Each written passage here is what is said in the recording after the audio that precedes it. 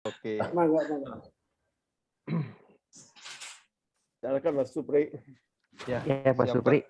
Pak. Setengah 2 mulai. Kita mulai saja ya. Oke. Bismillahirrahmanirrahim. Ya, Assalamualaikum warahmatullahi wabarakatuh. Waalaikumsalam warahmatullahi wabarakatuh. Iya, Bapak-bapak, Ibu-ibu, ini kalau di Gerutas biasanya kita panggilnya guru-guru hebat, Pak Novian. Siap Pak, siap. Guru-guru hebat. Jadi guru-guru hebat, ibu-ibu, bapak-bapak, guru-guru hebat semua. Alhamdulillah kita telah berkumpul hari ini mengingat waktu yang agar efektif ya. Jadi kita mulai dahulu. Sebenarnya yang mendaftar cukup banyak. Biasanya sih nanti akan masuk tidak bersamaan. Oke. Sebelumnya kita kedatangan ini nih, Gerutas luar biasa nih, kedatangan tamu kehormatan luar biasa nih, Bapak Coach Novian Triwidya Jaya ya. Mungkin bapak-bapak, ibu-ibu udah kenal semua ini. Seminarnya ada di mana-mana, videonya banyak di mana-mana. Jadi akan membawakan materi tentang memetakan potensi siswa dengan metode five mapping. Jadi ini mungkin hal yang saya yakin sangat berguna baik untuk guru maupun orang tua, bahwa kita mestinya bisa mengenali potensi dari anak maupun siswa kita sendiri. Apalagi kalau di kelas, di guru, berhadapan dengan banyak sekali siswa dengan ragam latar belakang, ragam kondisi lingkungan keluarganya masing-masing, dan pertemuan banyak sekaligus itu kadang membutuhkan mungkin ada trik tertentu atau strategi tertentu untuk mengenali potensi anak atau didik kita ini seperti apa sih.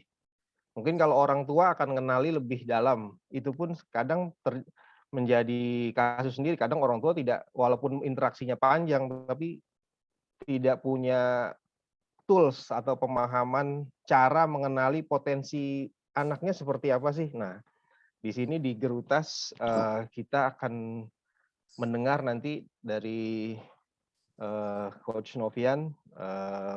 Mungkin saya perkenalkan dulu, walaupun mungkin sudah kenal semua. Saya coba sedikit menyampaikan beberapa perkenalan dari beliau. Coach Novian Triwidya Jaya, beliau ini lahir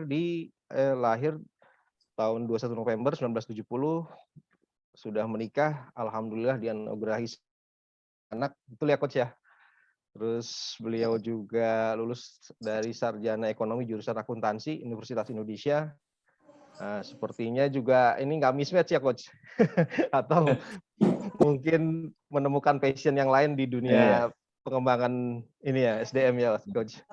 Terus kemudian pernah pengalaman bekerja dari tahun 2007 sebagai Senior Manager Finance dan Accounting di Higa Shifuji Indonesia atau Mitsubishi Group. Beliau juga seorang trainer, coach, penulis buku bestseller, family dan life coach, behavior analyst, dan sekarang yang sedang in-innya ini founder Five Mapping, yang insya Allah ini akan bisa di-share dengan kita hari ini. Kemudian ada beberapa buku yang beliau sudah terbitkan, yaitu ada judulnya Jangan Mau Ditolak. Nah, terus kemudian ada Rahasia Membentuk Anak Soleh, Pintar dan Kaya. Kemudian ada Hypno-Teaching, Bukan Sekadar Mengajar. Kemudian ada juga buku tentang Five Mapping. Nah, jadi itu perkenalan singkat yang saya dapat datanya. Sekaligus coba-coba search di internet.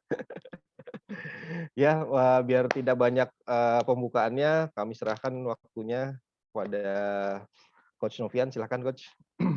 Baik, terima kasih Pak Supri, terima kasih teman-teman yang luar biasa di sini. Insya Allah perkenalkan, nama saya Novian Triwidya Jaya. Tadi sudah disebutkan sama Bapak Supri, dan apa namanya ya, kita akan bahas hari ini tentang five mapping. Gitu. Nah, mungkin kalau tadi dibahas memang jadi kalau di five mapping itu nanti kita lebih baik boleh langsung sharing aja ya, Pak ya, sharing ngobrol presentasinya ya. Presentasi ininya ya Pak, apa namanya, presentasinya kita sekalian sharing ya. Ya, siap. Boleh Pak? Boleh. Silakan. Ya. Baik, sebentar.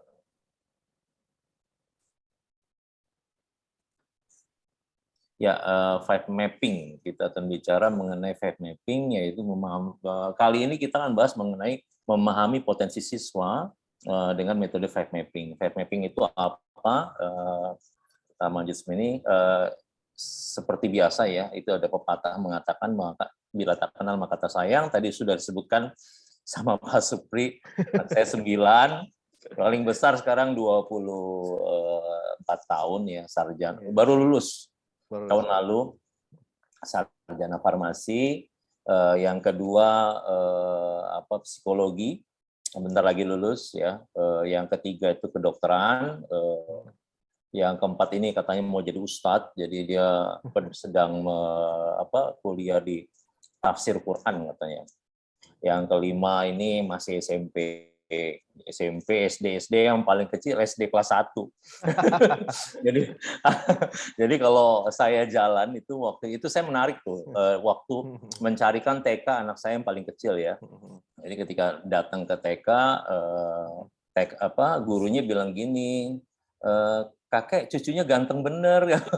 Saya langsung ilfil dan tidak jadi daftar di TK itu gitu. Jadi karena bedanya jauh kan, hampir 50, dia baru 5 tahun gitu. Jadi kelihatan cucu sama anak sama kakeknya gitu. Ya tapi nggak apa-apa lah, kita pindah TK yang lain ya, yang nggak anggap ini cucunya kan gitu. Udah ilfil duluan, sudah kehilangan klien. Kehilangan klien, iya. Harusnya jangan nebak-nebak ya. Pak ini maaf tanya, ini siapa? Itu mungkin customer service perlu begitu gitu. Oke. Nah, ini buku yang saya tulis Bapak-bapak. Sebenarnya ada satu lagi, Supermom judulnya. Supermom itu buku saya tulis ketika pengalaman.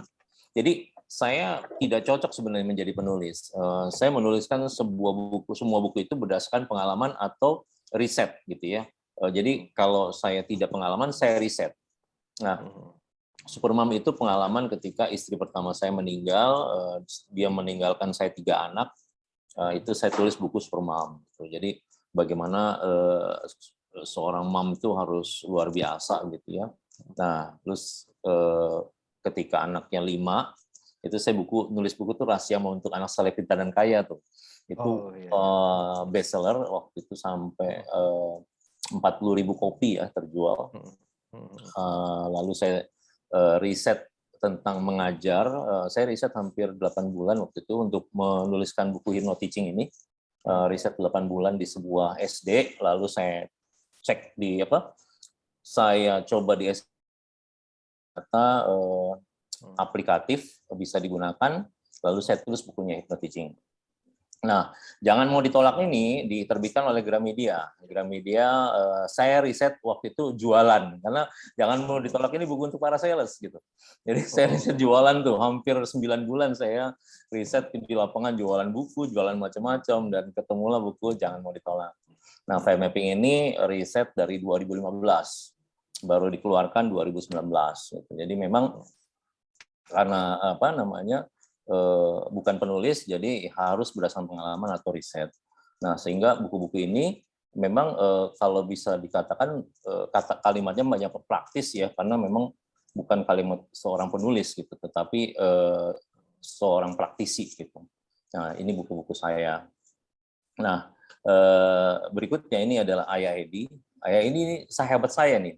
Bila teman-teman tahu, beliau adalah praktisi parenting, ya. Dan fokus kepada dunia psikologi anak khususnya, tapi dia itu satu kuliah sama saya, jurusan akuntansi. Aduh. Jadi sama-sama jurusan akuntansi nih, jangan salah. Jadi, makanya dia kasih endorsement di buku itu jangan nyasar ya, jangan sampai nyasar dalam profesi. Jadi kuliahnya jangan sampai nyasar. Dan ini terjadi. Saat ini hampir semua anak, bahkan coba ke kelas 2 SMA atau ke kelas 3 SMA tanya, habis ini mau ambil kuliah jurusan apa? 80-90% mengatakan belum tahu. Blank. Itu blank gitu ya. Bahkan mengikuti temannya atau mungkin mengikuti yang ambil yang favorit atau ambil yang memang banyak yang peminatnya. Padahal mereka tidak enjoy di situ, tidak punya passion di situ. Nah, dari sinilah apa namanya awal five mapping ini mulai mulai kita teliti gitu ya. Bagaimana caranya agar kita bisa tahu kita tuh sebaiknya di jurusan apa gitu. Kita seharusnya sebaiknya kuliah di bagian apa, di fakultas apa. Sehingga tidak nyasar ya, tidak nyasar seperti saya, tidak nyasar seperti Ayah Edi. Kalau saya masih mending, masih di masih di internet ya, kalau dicari kan internet gitu. Tapi Ayah Edi kan sudah TV, sudah radio, sudah macam-macam. Lebih parah lagi. Kalau saya masih internet, masih buku-buku dunia maya. Kalau beliau ini udah di TV, udah bukunya nggak seabrek-abrek, banyak sekali bukunya. Itu ada mungkin 50 buku yang dia terbitkan. Tapi ternyata background beliau adalah akuntansi kan gitu. Nah ini kan yang menarik ya, kita bahas berikutnya. Nanti ini akan nyambung sekali dengan Gerutas nih. Bagaimana pendidik-pendidik ini bisa memotivasi siswanya agar memilih berdasarkan keputusan yang memang mereka nyaman gitu. Bukan karena temennya, bukan karena favorit atau apapun gitu. Ini yang menarik. Nah, saya jelaskan sedikit mengenai file mapping. File mapping adalah metode observasi, analisis perilaku, memetakan karakter. Sebenarnya ini adalah tools dari assessment center.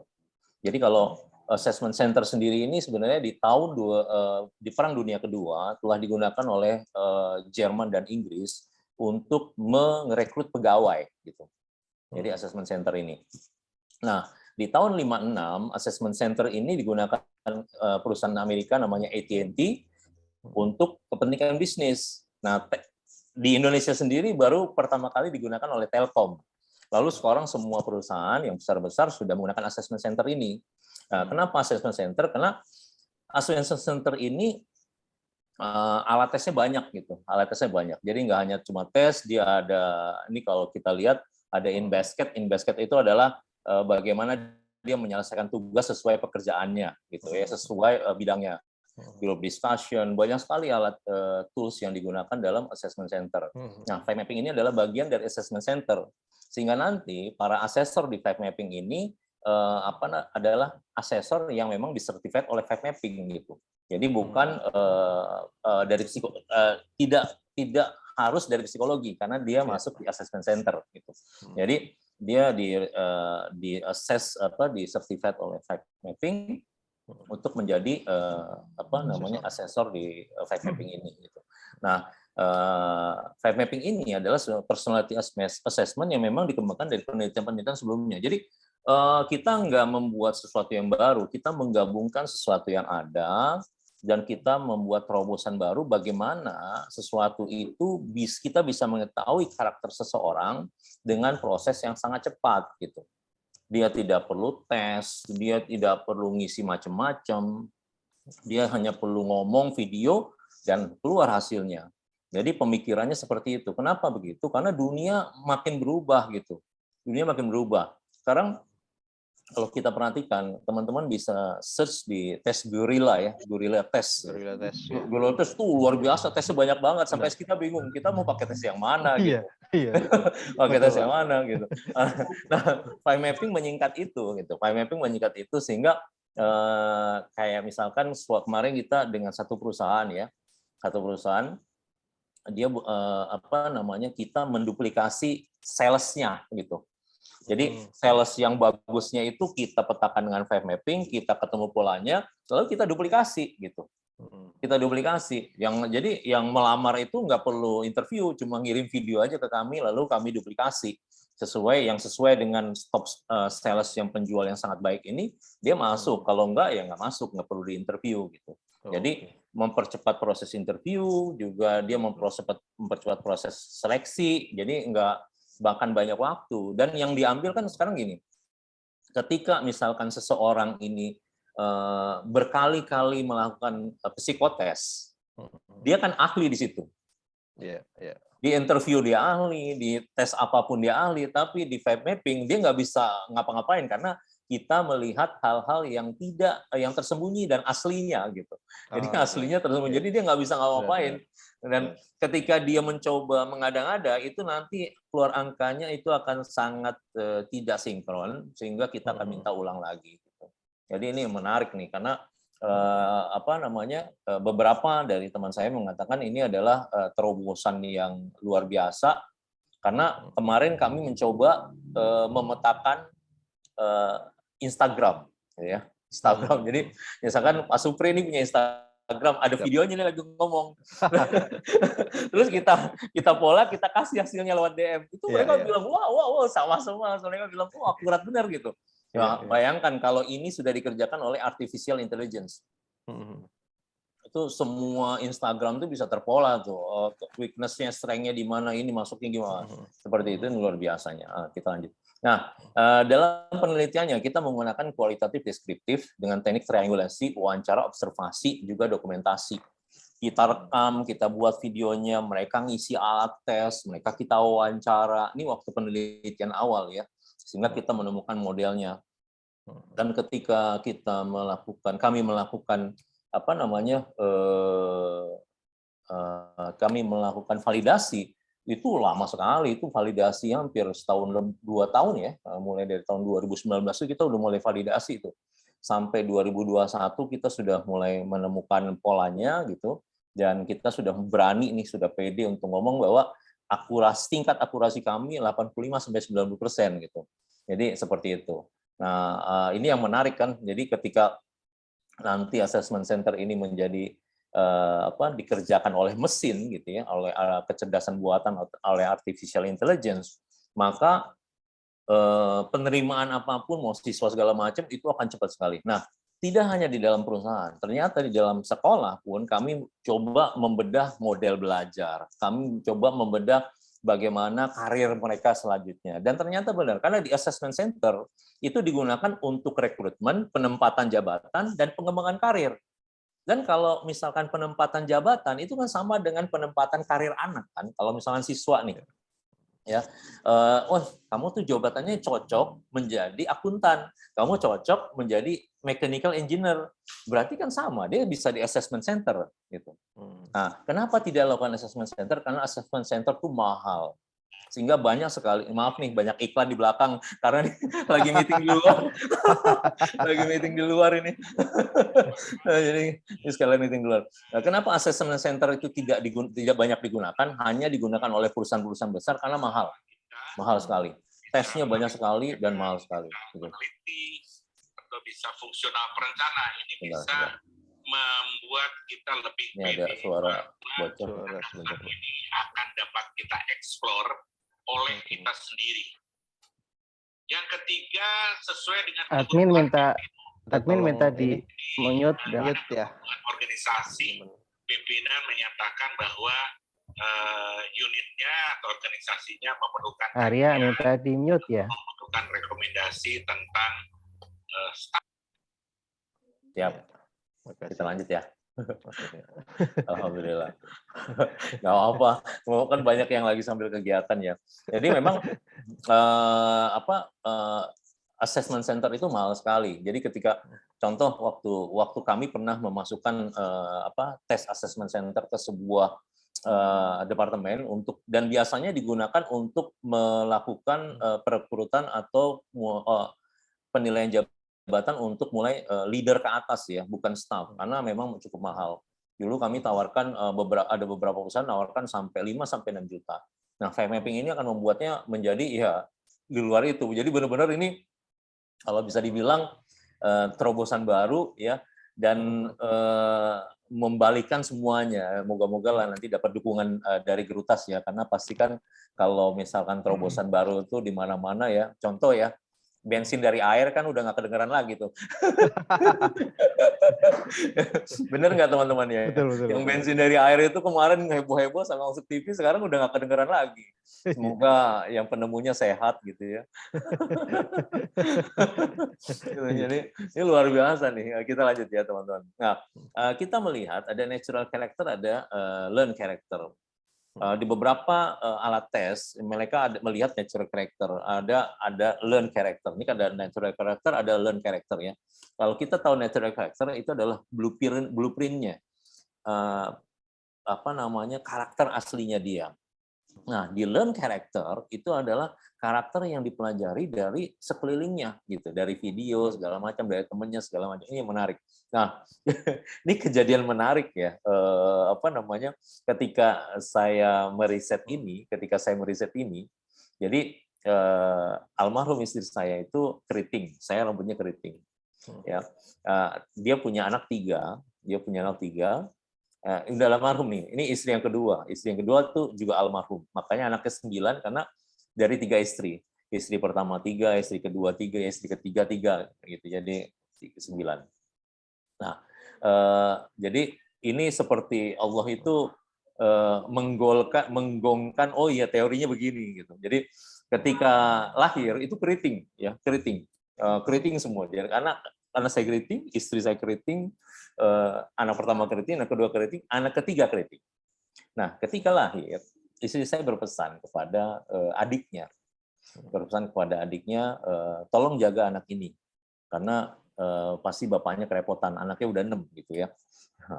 Oke, dijagalah selama 5 tahun. Nah, ketika diambil kembalikan kepada kami 5 tahun, itu wajahnya tidak mirip sama sekali dengan saya, rambutnya lurus, nggak keriting, nggak seperti awal. Jadi perubahannya sangat luar biasa gitu. Artinya apa? Learn karakter yang dipelajari dari seseorang ini, dari orang dari sekelilingnya ini bisa mengubah wajah, bisa mengubah dirinya gitu ya dari behavior yang dipelajari dari sekelilingnya. Ini kan luar biasa sekali gitu. Saya sampai kaget ketika saya ambil 5 tahun kemudian, itu rambutnya lurus sendiri dibanding kakak-kakaknya gitu. Dan ini memang kalau kita bicara gen ya banyak lah teori ke situ. Tapi kan ketika saya lihat lahirnya itu keriting. Ketika lihat lahirnya keriting. Tapi ketika 5 tahun diambil, setelah 5 tahun diambil kok berubah. Karena pengasuhnya lurus semua gitu kan. Ya ini yang menarik. Jadi nanti mungkin akan saya pelajari. Begitu juga dengan five mapping ini kemarin sempat terhenti ya. Bagaimana saya memetakan seorang tafiz gitu, tafiz Quran. Jadi proses tafiz Quran itu nanti bisa dipetakan insya Allah. Minta doanya. Gitu ya. Jadi ini terobosannya bisa kemana-mana sebenarnya. Jadi menariknya adalah caranya cukup sederhana. Kita lanjut ya. Nah, ini tim kami, saya, ini Anissa Konita adalah anak ya, yang tadi saya bilang kuliah semester akhir di psikologi. Ini Pak Yudi, advisor bidang psikologi. Dia memberikan advice, oh gini, psikologinya gini seperti ini ya. Dan ini kajian ilmiah Dr. Hendro. Insya Allah sebentar lagi kita akan merilis five mapping yang diterbitkan dalam bentuk jurnal ilmiah. Ini sedang dikaji oleh Bapak Dr. Hendro. Insya Allah gitu. Jadi sehingga semua tahu gitu ya bagaimana five mapping ini dan seperti apa dan manfaatnya seperti apa.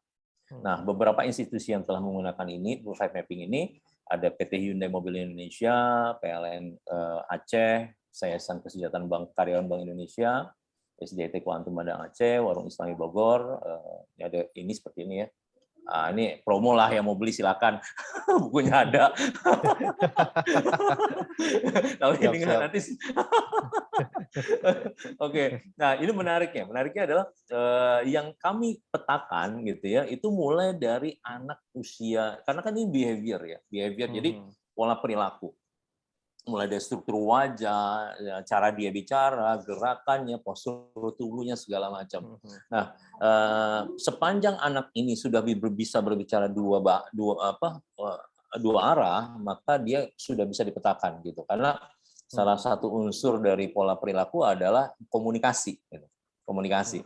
Jadi behavior. Jadi ini kan sebenarnya kalau di dalam assessment center ini deep interview, terus observasi, terus bagaimana cara dia berperilaku, berinteraksi. Jadi kalau di dalam assessment center itu dia seseorang itu diamati tuh cara dia bekerja, cara dia menyelesaikan tugas, cara dia berkomunikasi, cara dia berinteraksi, cara dia bekerja dalam grup. Biasa mereka ada gaming business gitu ya dalam assessment center. Nah, ini dibuat jadi satu, dalam model yang sederhana gitu. Modelnya seperti apa? Jadi ini orang dewasa ya. Total hari ini kita sudah hampir 5.000 lah, 5.000 orang ya seluruh Indonesia mengikuti ya. mengikuti five mapping ini. Bagaimana ini polanya seperti ini. Jadi kalau kita lihat mereka cuman muter gini, ini bagaimana kita bisa memetakan cara mereka berinteraksi, cara mereka berperilaku, behaviornya. Ini dari cara mereka berdiri, tangan seperti ini, gitu ya. Jadi tangannya memang harus seperti ini, ke depan begini dan berputar. Jadi dia menyebutkan nama, terus hobi, alamat. Intinya adalah kami ingin mendengar suaranya, gitu. Kami ingin mendengar cara dia berbicara, gitu. Karena kalau nggak mendengar berbicara itu puzzle-nya nggak akan klop tuh, puzzle dari pemetaan karakter dirinya. Nah, kita kembali nih. Bagaimana suara dapat menggambarkan karakter, ya? Kenapa saya pengen dengar suaranya? Bagaimana suara dapat menggambarkan karakter? Kita ambil contoh ini deh. Jawa Tengah sama Madura. Iya. Dua daerah yang nggak jauh nih, nggak sampai lewat benua gitu. Ini masih dalam kepulauan yang sama, Pulau Jawa gitu. Dan kita tahu, sama-sama tahu bagaimana seorang yang dari Jawa Tengah berbicara, bagaimana seorang dari Madura berbicara, dan kita tahu karakternya masing-masing. Artinya suara itu menggambarkan bagaimana mereka dibesarkan gitu. Jadi mereka contoh gini, seorang Madura kalau dibesarkan di dalam wilayah Keraton Ningrat ya, saya yakin Maduranya udah hilang. Bener nggak? Contoh nih, Pak Supri atau Pak Harun lah, asli Bandung, Sunda gitu, asli Pulen gitu, ayah ibu Sunda gitu ya. Lalu dia dibesarkan di Madura dari umur 1 tahun. Percaya apa enggak? Sundanya masih ada enggak? Waduh, persentasenya mungkin kecil sekali, Pak. Kecil, mungkin nggak ada, Pak. Apalagi kalau di rumahnya itu nggak pernah ngomong bahasa Sunda gitu. Udah keras, udah pas pulang ketemu ayah ibunya setelah 17 tahun, ayah ibunya ketemu gitu. Wah, ini anak saya yang hilang, kok nggak ada Sunda-Sundanya? Langsung dia aja langsung bahasa Madura langsung. Ini dari rumah, dan karakternya pasti berbeda dengan orang tuanya. Kenapa? Karena karakter ini akan tergambar dari suara dia gitu. Jadi ketika kami mengajar, waktu itu kami mentraining konselor-konselor dari Politeknik Bandung, Polban ya, konselor-konselor dari Polban gitu ya. Mereka awalnya bingung, nggak percaya. Lalu saya kasih teorinya, gini-gini teorinya. Lalu saya minta beberapa mahasiswanya berbicara di balik tembok gitu. Dan mereka petakan berdasarkan teori itu gitu ya. Lalu mereka sebutkan semuanya sama karena teorinya sama gitu. Mereka sebutkan semua hasilnya dan mahasiswanya bilang, "Iya benar, itu karakter saya." gitu. Itu hanya dengar dari balik tembok loh gitu. Apalagi dia melihat langsung cara dia berbicara, cara dia bergerak, cara dia berinteraksi udah jelas gitu. Karena memang assessment center itu benar-benar memetakan perilaku based on observasi dan hasil tes. Jadi hasil tes observasi digabungkan. Itu seperti itu. Nah, ini luar biasa ya gitu. Nah, ini dipadukan dengan langkah yang sederhana, sangat sederhana. Jadi posisi tubuh begini ya, seperti ini, seperti di gambar. Dia sebutkan nama, daerah tempat tinggal, hobi, lalu berputar 360 derajat. Sudah selesai. Dia nggak perlu tes tulis, dia nggak perlu ngapa-ngapain. Sudah seperti itu aja gitu. Jadi ini saya kasih contohnya.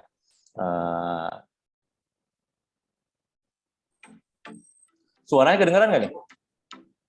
Kedengeran.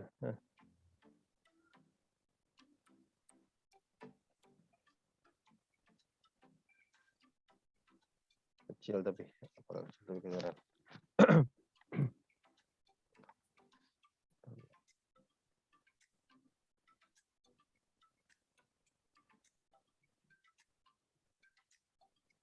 Assalamualaikum warahmatullahi wabarakatuh. Perkenalkan, nama saya Muhammad Haikal, 17 tahun, asal dari Tangerang Selatan, kelas 12 IPA, Pondok Pesantren Darul Kolam 2. Hobi saya main futsal dan main voli.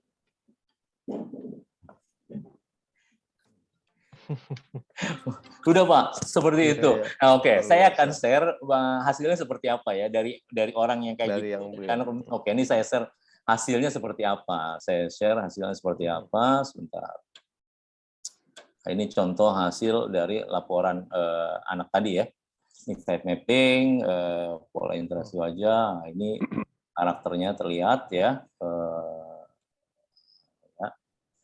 Ini misal lalu di sini apakah dia kuat di konsep, apakah kuat di oral. Ya, ini written-nya ternyata konsep. Ini bukan yang tadi, ini contoh laporannya ya. Written communication lebih tinggi dari oral communication-nya, dan ini adalah potensi penyelesaian tugas. Ini kelihatan nih di sini dia apakah orang yang inisiatif apa enggak, terus energinya bagaimana, attention to detail bagaimana. Nah, terus di sini juga kelihatan kekuatannya apa, kelemahannya apa, dan bagaimana mengoptimalkan dia. Gitu. Jadi ada prosedur, ada stabilitas, dan ketika dia mengatasi konflik. Nah, di sini juga ada adaptability potensial, bagaimana dia beradaptasi dengan lingkungan, dan kemampuan dia menghadapi stres. Nah, sama ketekunan nih, tenacity. Ketekunan. Nah, terus di sini juga kelihatan stimulasi untuk mengoptimalkan kecerdasan. Jadi belajar lebih fleksibel, permainan mengasah inisiatif, diskusi, membuat perencanaan, mengorganisir. Kalau orang tua tahu kan nggak perlu pusing nih, anak mau diapain kan gitu. Tinggal baca ini selesai. Terus ini karakter tipikal pekerjaan yang berhubungan dengan yang sesuai dengan dia kayak apa. Lalu ini self leadership-nya dia berdasarkan tampilan dia tadi ya. Dan ini adalah creativity potensialnya dia. Analysis, creating, learning ability, innovation, gitu ya. Ini teamwork-nya, dan ini adalah kuadrannya dia. Dia cocok di pekerjaan, eksekutif adalah dia berkarir di organisasi, self-employed adalah dia mencari uang sendiri dengan konsultan atau bagaimana gitu ya. Business owner adalah dia mempunyai bisnis sendiri, ini investor dia menginvestasikan uangnya. Gitu. Nah, di sini paling besar dia menjadi business owner karena 57% business owner. Artinya apa? Artinya kalau dia menjadi business owner itu dia lebih tekanannya lebih sedikit. Kenapa? Karena dia punya potensi lebih tinggi gitu di situ. Nah, kalau dia tidak mau jadi business owner, dia pengen berkarir atau kuliah. Nah, di sini ada karir-karir yang sesuai dengan bidangnya. Nah, ini ada bisnis keuangan yang sesuai dengan karakter dia ya. Pendidikan, ini ada makanan, ini ada komputer, ini ada psikologi, ini ada hukum, peneliti. Nah, ini ada semua gitu. Jadi dari hal seperti itu gitu. Dan kedepannya nanti yang kami akan lihat adalah talent gitu. Talent. Jadi talent yang lebih mengerucut. Kenapa? Karena ini sudah nyambung dengan 34 Clifton Strength. Ya, yang dipelajari oleh talent mapping ya gitu. Ini sudah mulai nyambung nih, tinggal saya validasi gitu. Karena kami harus validasi, kalau nggak validasi kami nggak berani ngomong nih. Jadi validasi dulu benar apa enggak segala macam, baru kita berbicara gitu. Nah ini sudah kelihatan sudah nyambung, tapi belum divalidasi gitu. Nah sehingga apa? Di sini ini menariknya adalah sangat mudah dan saat ini mereka hanya kirim melalui WA gitu. Jadi melalui WA, videonya melalui WA kami sudah bisa kirim hasilnya. Sehingga kami bisa mengetes dari Papua, Maluku segala macam dengan biaya yang sangat murah, waktu yang sangat cepat gitu ya. Dan tidak ada halangan lagi gitu. Nggak perlu alat-alat apa-apa, mereka tinggal ngirim WA. Sebentar lagi kami sedang membuat perlu lagi WA masuk ke aplikasi, nanti datanya di aplikasi gitu. Tinggal mereka kalau mau lihat datanya seperti apa itu ada di aplikasi. Kenapa? Karena memang kedepannya kan semua akan lebih cepat gitu. Kalau nggak cepat ya ditinggalkan gitu. Tinggal jauh. Dan berikutnya anak-anak milenial saat ini itu nggak mau lo tes tulis lo.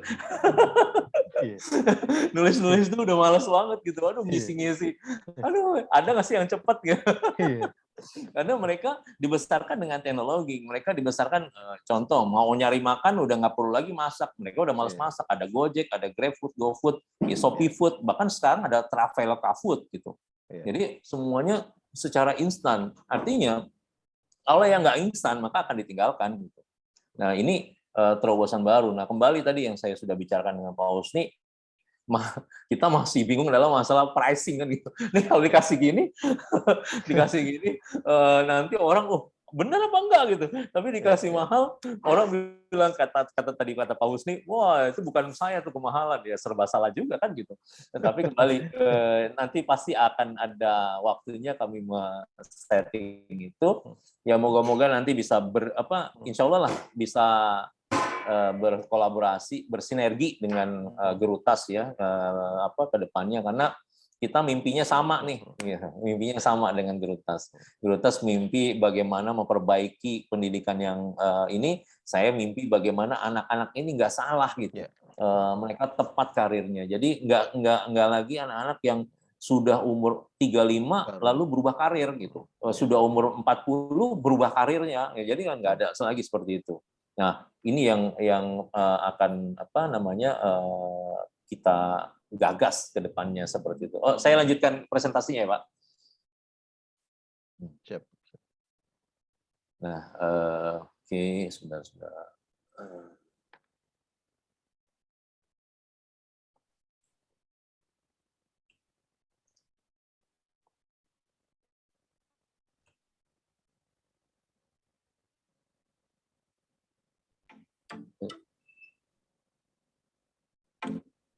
Nah, kami tahu karena pengalaman saya menjadi life coach bahwa setiap pola perilaku selalu ada potensi gitu. Jadi kalau kan biasanya nih kalau orang tua datang ke saya itu ngeluhkan tentang anaknya, saya tuh catat tuh keluhan dia dan saya lihat potensinya di situ. Jadi setiap keluhan yang dikeluhkan oleh orang tua itu selalu ada potensinya. Contoh gini, anak pemain game, wah kecanduan game, dia kecanduan game. Nah, ini misalkan datang nih kecanduan game. Saya bilang, gamenya game apa, Bu? Wah, Mobile Legend. Oh, gamenya saya nggak tahu. Lah kalau ibu sendiri nggak tahu kecanduan, ibu malah bisa bilang kecanduan game. Ibu harus tahu dulu. Sebelum datang, ibu tahu dulu kecanduan gamenya game apa, gitu. Terus dia main gamenya, apakah main gamenya itu sendirian full sampai fokus gitu, nggak sampai menang, ataukah dia main gamenya ini happy sama temennya gitu.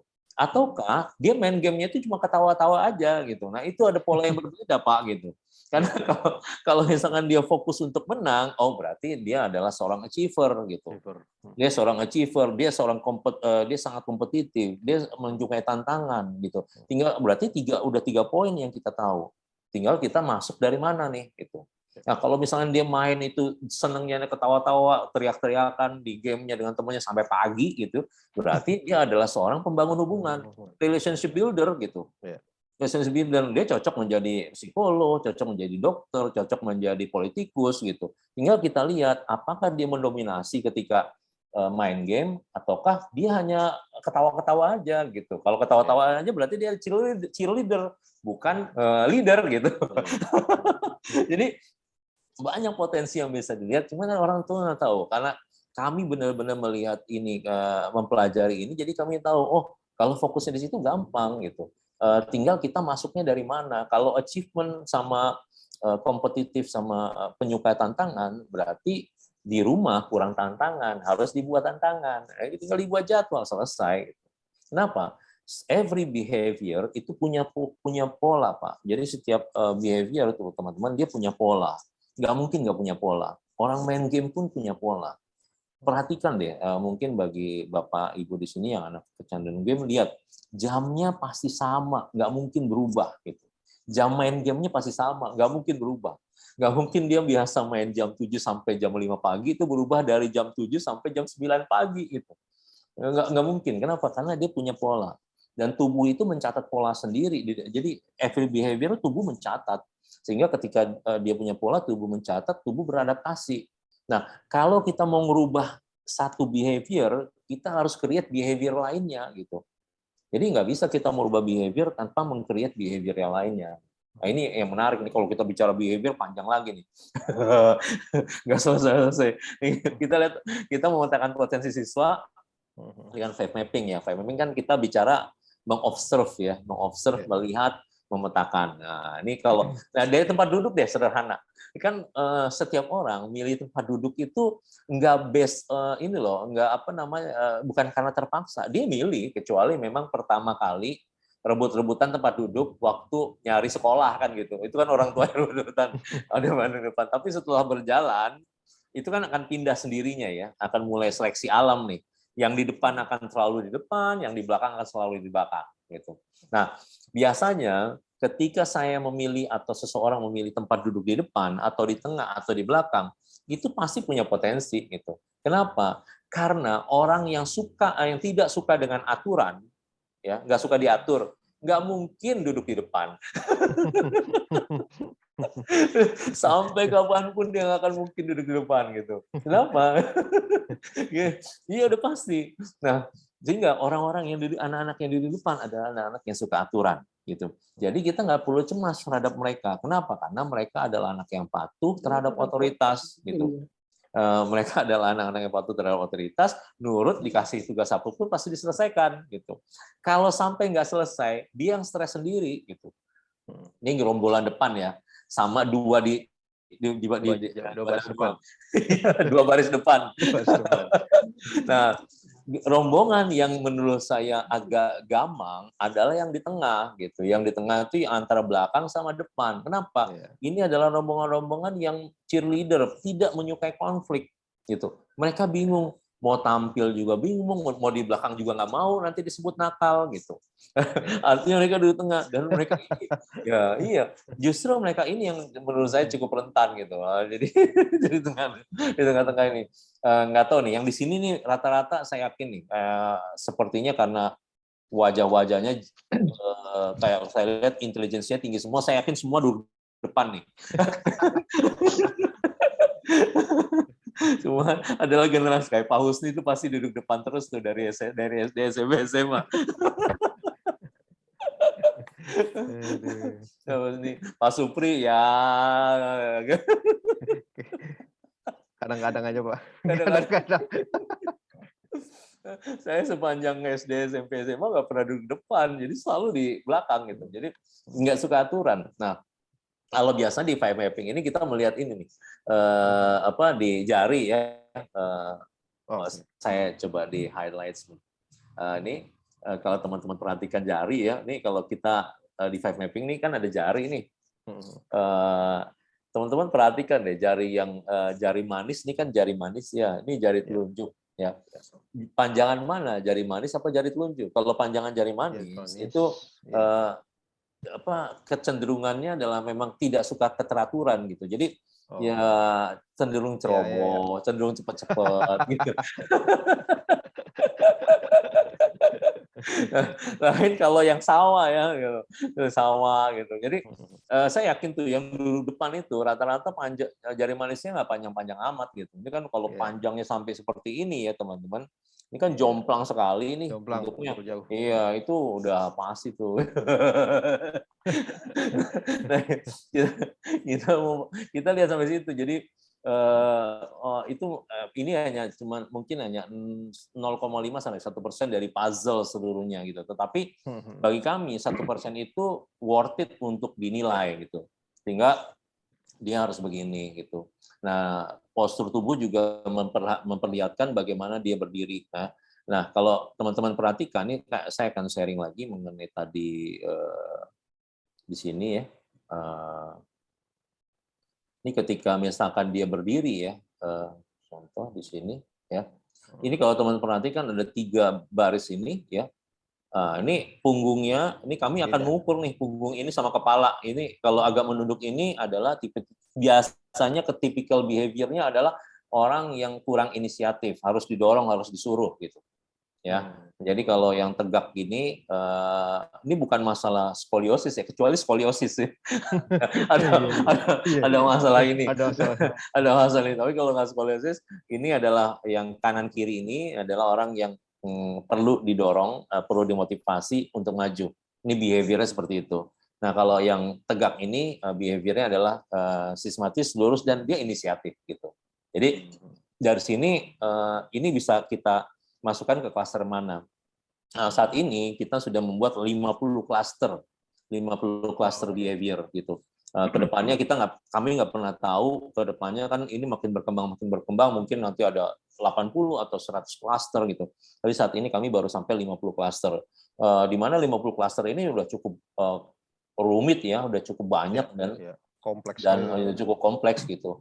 Jadi alhamdulillah sampai saat ini kami makin berkembang terus, dan ya kembali ketika orang lihat ini bilang, wah ini klinik nih, wah ini primbon ya. Ya, kebanyakan kayak gitu, ya udah nggak apa-apa, yang penting Bismillah deh. Karena kita memang ini bisa dipelajari dan kita punya alatnya di situ. Jadi kami tahu terserah orang mau bilang apa, kalau kita ikuti dengerin kata-kata orang semua, akhirnya kami nggak akan maju-maju kan gitu. Tetap jalan, fokus. Yang penting kami tahu kami tidak menggunakan apapun dan memang ini ilmiah sekali, ini berdasarkan riset dan kita punya datanya cukup lengkap gitu. Alhamdulillah saat ini kita punya 1.200 poin ya dari bagian gerakan ini yang kita bisa nilai, dan kita sudah membuat sebegitu sederhana sehingga asesornya itu bisa kita ajarin untuk melakukan ini gitu. Setiap asesor yang ada di kami itu. Seperti itu Pak. Mungkin kalau ada pertanyaan Pak Supri, monggo silakan dari teman-teman. Iya. Alhamdulillah. Ya, terima kasih Pak Novian, Coach Novian. Ini luar biasa sekali Pak. Kayaknya seperti banyak sekali yang udah nggak sabar nih. Jadi kalau saya dengar penjelasan tadi ini kan modeling yang sebenarnya kompleks Pak. Iya. Untuk sampai ke taraf tadi ya, dapat hasilnya tuh yang seperti Bapak paparkan tadi tuh, waduh kompleks banget itu. Itu nggak cukup satu tools biasanya kan? Iya, berbagai tools, jadi dikombinasi sampai dapat apa tadi validasi dari berbagai sisi kan. Akhirnya irisannya, nah ini apalagi dapat tadi 50 profiling, waduh luar biasa itu. Jadi ini sih kalau menurut saya sih temuan yang luar biasa sih Pak. Jadi kompleksitasnya bisa diwakili dengan tadi apa cara ikut tesnya tuh simple ya. Iya, cuma begitu aja. Ya, jadi orang tadi makanya bisa dibilang klinik nih, jangan-jangan nih. Kalau ketemu dukun suruh dilihat aja, oh berarti orangnya seperti ini. Ini kan mungkin tidak jauh seperti itu ya Pak. Iya, kayak gitu. Modelnya kayak gitu. Tapi nah, menariknya adalah gini, apa namanya, di kami ini di tim ini itu jadi itu apa, nggak bisa nih cuma satu aja menyelesaikan ini gitu. Jadi satu hasil lalu ada, jadi minimal 2 orang untuk bisa membuat puzzle-nya. Nah, untuk bisa membuat puzzle itu gitu. Jadi asesornya harus minimal 2 orang ya untuk minimal 2 orang. menilai. Iya, minimal 2 orang. Karena tadi persilangan metodenya juga mungkin ya. Artinya ini kan Pak, ya ini didukung oleh tadi base-nya ilmiah. Ada tadi Bapak bilang banyak sekali kan yang dilihat dari sebenarnya kelihatannya sederhana tuh, cuma ngasih tahu nama, hobi gitu kan. Iya. Terus sama berputar balik, tapi mungkin tadi yang udah dibuka sedikit, jari aja tuh ada maknanya gitu kan. Panjang jari jari manis sama jari telunjuk. Ya itu perbedaan itu ada, belum yang lain lagi saya yakin suara tadi, intonasi dan ini yang menarik ya Pak Supri ya. Jadi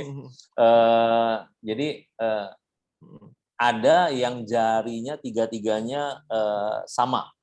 Jadi jari manis, jari tengah, jari telunjuk gitu. Tiga-tiganya sama. Oh, panjangnya sama. Sama, panjangnya sama gitu.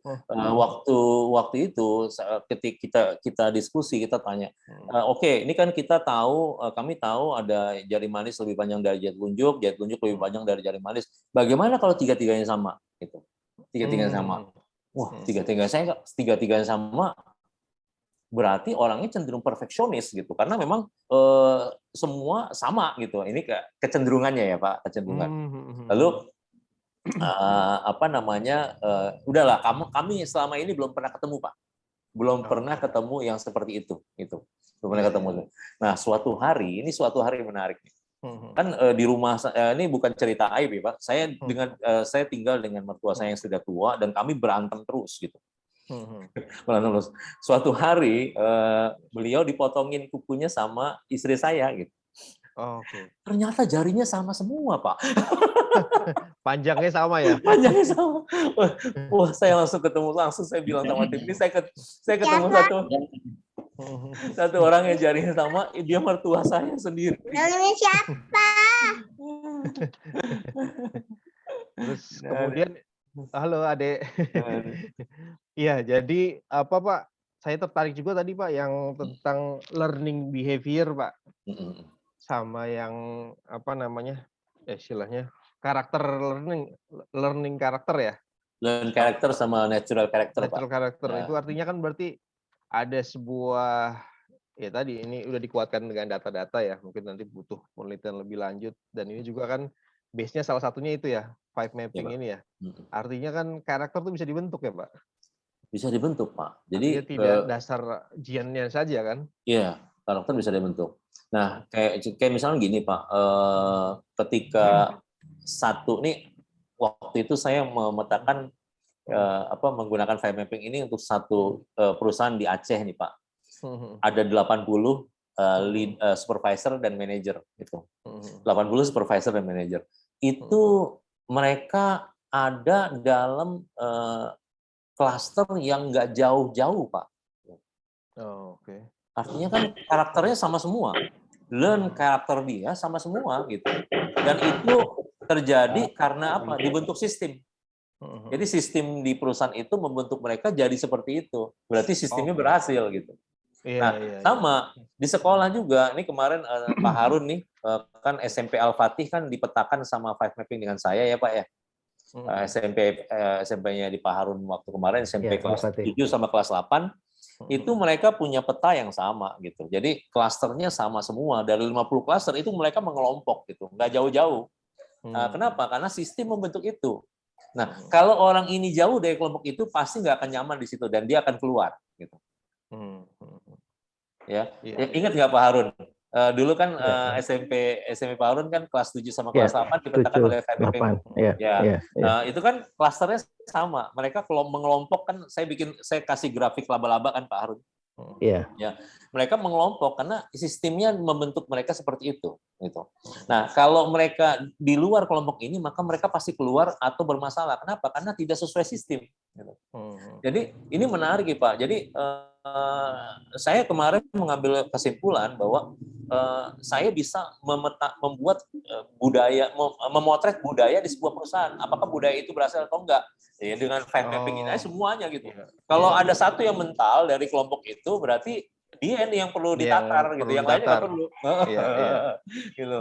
Sampai kemarin nih bakal yang sebentar lagi nih saya buat pelatihan untuk bagaimana menduplikasi sales. Nanti saya share ke Gerutas mungkin pada mau ikut gitu ya. Jadi sales yang bagus itu dipotret sama juga nanti siswa yang terbaik ketika dipotret bisa diduplikasi gitu.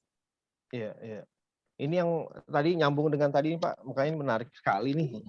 Kalau di apa istilahnya tuh, ini kan satu kita bisa mengenali Pak, ya kan, mengenali potensi yang dimiliki oleh misalkan kalau dalam hal ini misalkan anak didik gitu lah. Ya. Anak didik. Nah, dari mengenali itu kan kita tahu mau diarahkan kemana nih. Iya. Iya kan, diarahkan atau diberikan tantangan kah, ataukah perlu dimotivasi kah, atau perlu diwawasan apa, itu kan dari pengenalan potensinya. Terus kedua juga yang penting juga tadi, bahwa bisa dibentuk. Ini kan keren banget kalau bisa dibilang. Jadi kita tahu nih modeling, maksudnya misalnya yang di bidang tertentu misalkan hafiz Quran gitu. Hafiz Quran tuh sebenarnya potretnya seperti apa sih? Yang punya potensi kuatnya di situ ya Pak, unggul utamanya ya. Mungkin anak-anak yang punya potensi tertentu seperti itu misalkan ya diberikan istilahnya lingkungan yang cocok supaya istilahnya potensi terkuatnya tuh muncul gitu kan. Nah, kalau misalkan di kasus sekolah Pak, mungkin di sini kan banyak bapak-bapak ibu guru ya yang hebat-hebat ini. Cara sederhananya gimana tuh Pak? Mengenali dengan sekian banyaknya siswa itu kan, yang mungkin kadang interaksinya tidak bisa panjang, tapi paling sederhananya kira-kira dari mana Pak? Yang mungkin bisa di-share-kan gitu. Kalau Iya. Oke, jadi kan gini, kalau kita lihat tadi dari pola tempat duduk deh, dari pola ya, tempat yang duduk sederhana ya, itu tadi tempat yang duduk. sederhana, sederhana. Oke, ini saya lanjut sharing ini materi ya Pak. Ya. Sebentar. Oh ya, mohon izin sekalian Bapak-bapak, Ibu-ibu, jika ingin ada yang ditanyakan bisa langsung saja Pak.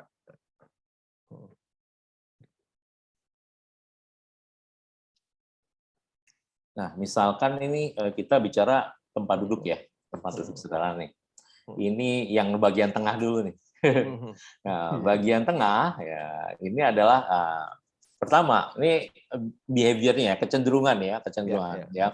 Mereka udah tidak ingin terlihat langsung. Mereka juga tidak ingin jadi pusat perhatian ya karena itu mereka duduk di tengah. Mereka ingin tetap dianggap baik.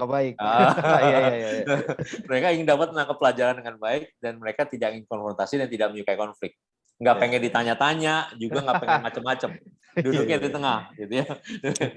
Nah, sehingga ini kecenderungannya udah tahu nih, dia mencari posisi aman, tidak menyukai tekanan, dan menjauhi konfrontasi atau konflik, gitu.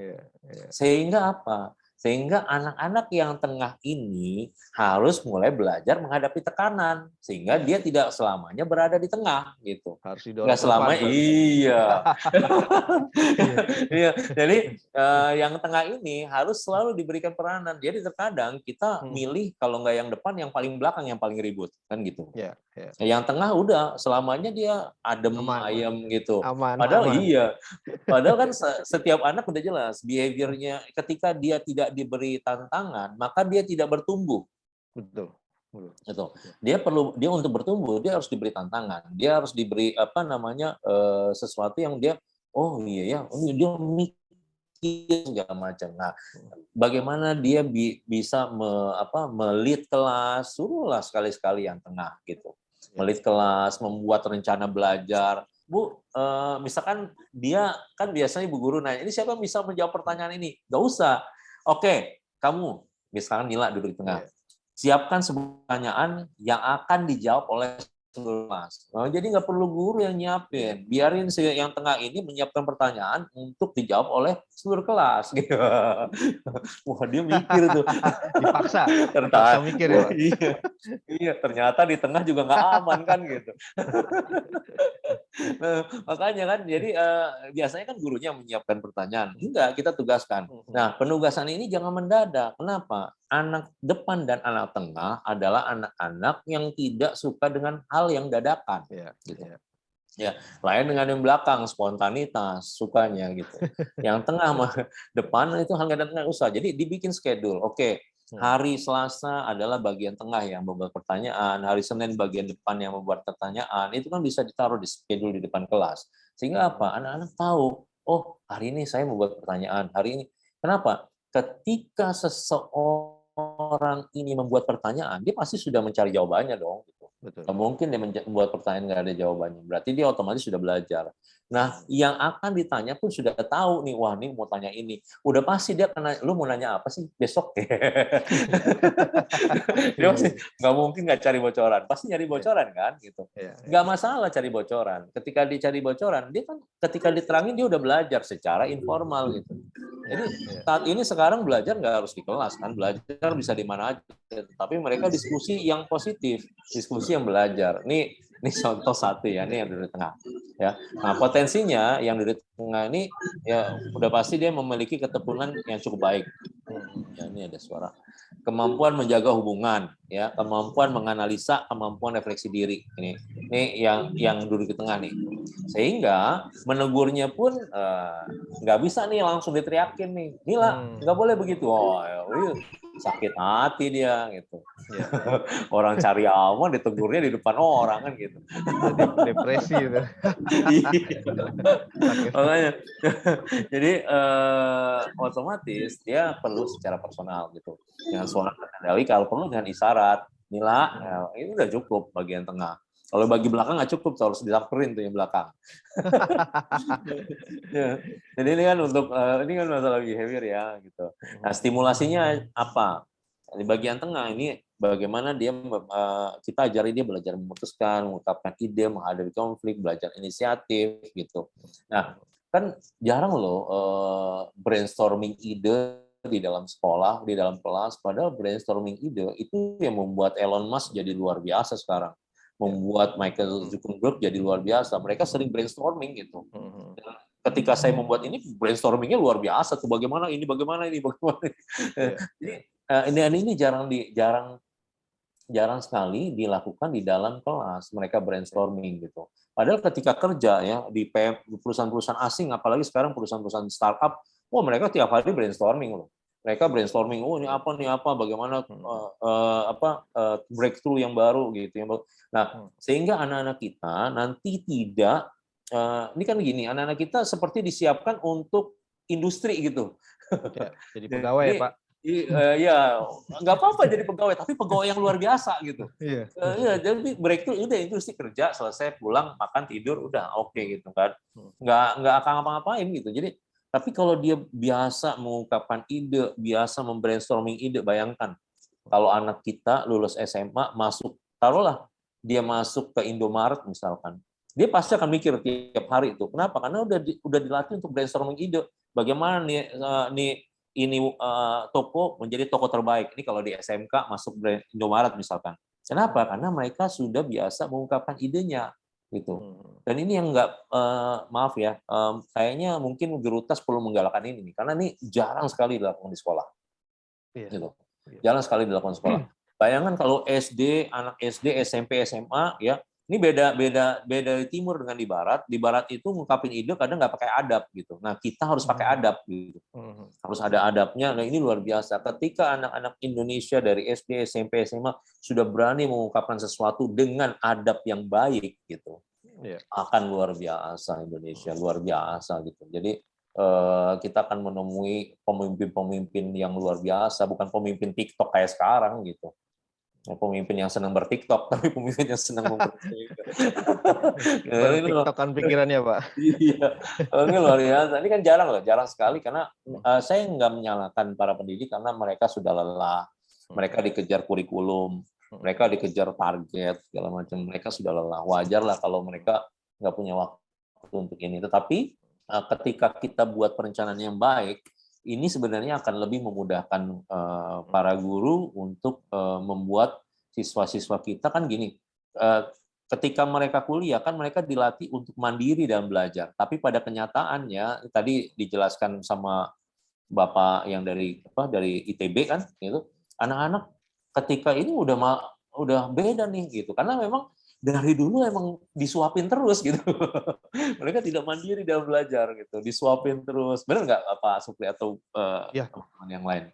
Mereka terbiasa disuapi, mereka terbiasa ini harus belajar, nggak dilatih untuk mandiri dalam belajar. Mereka punya target sendiri, mereka punya rencana sendiri, mereka ke depannya punya visi sendiri. Ini kan luar biasa. Kalau ini udah dilatih dari SD, SMP dan SMA, maka kita akan punya pemimpin yang luar biasa di masa depan, ya nggak perlu cuma 2 orang 3 orang yang akan jadi presiden gitu, bisa 200 juta orang, 200 juta orang itu semua calon presiden kan, luar biasa.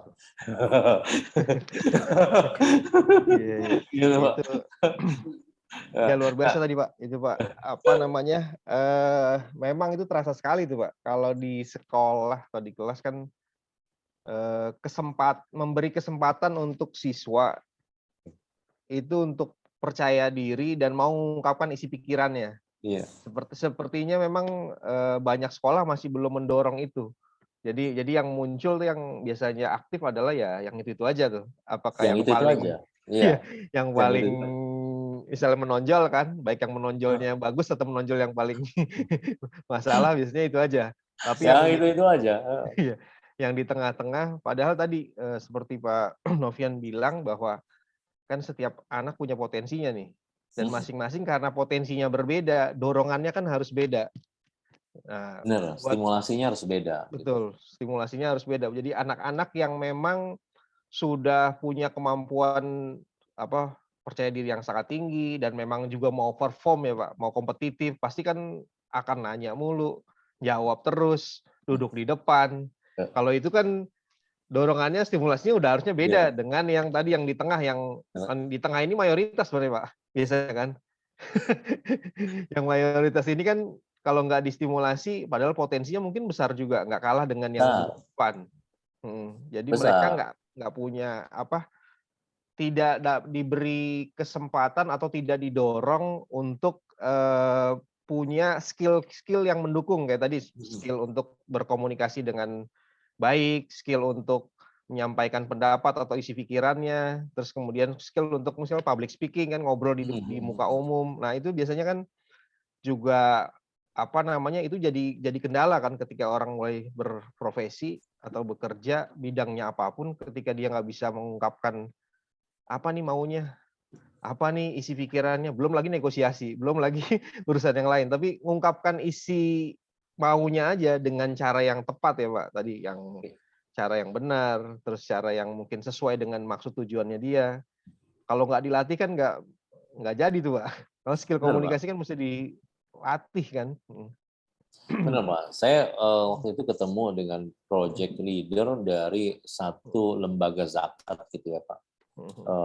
Dan dia diamanahin uang yang cukup banyak gitu. Tugas dia melihat prospek lalu dia menaruh di situ gitu. Nah, yang menariknya adalah orang ini jago sekali bicara, tetapi bagaimana membuat konsepnya dia itu bisa dimengerti orang itu masalah tuh. Jadi nggak banyak orang yang bisa paham konsepnya dia. Bicaranya tinggi banget sehingga kita nggak ngerti lu ngomong apa sih gitu. Iya. Perlu ada yang menjembatani kan Pak. Perlu ada yang menjembatani. Nah ini kan mungkin karena belum dilatih dari dulu ya Pak, dari SD, SMP, SMA. Dan insya Allah sih dengan apalagi sekarang kurikulum Merdeka ya. Kurikulum Merdeka ini katanya berbasis karakter kan. Jadi anak-anak ini dibebaskan dianjurkan mengambil jalur yang sesuai dengan potensi dia, karakter dia gitu.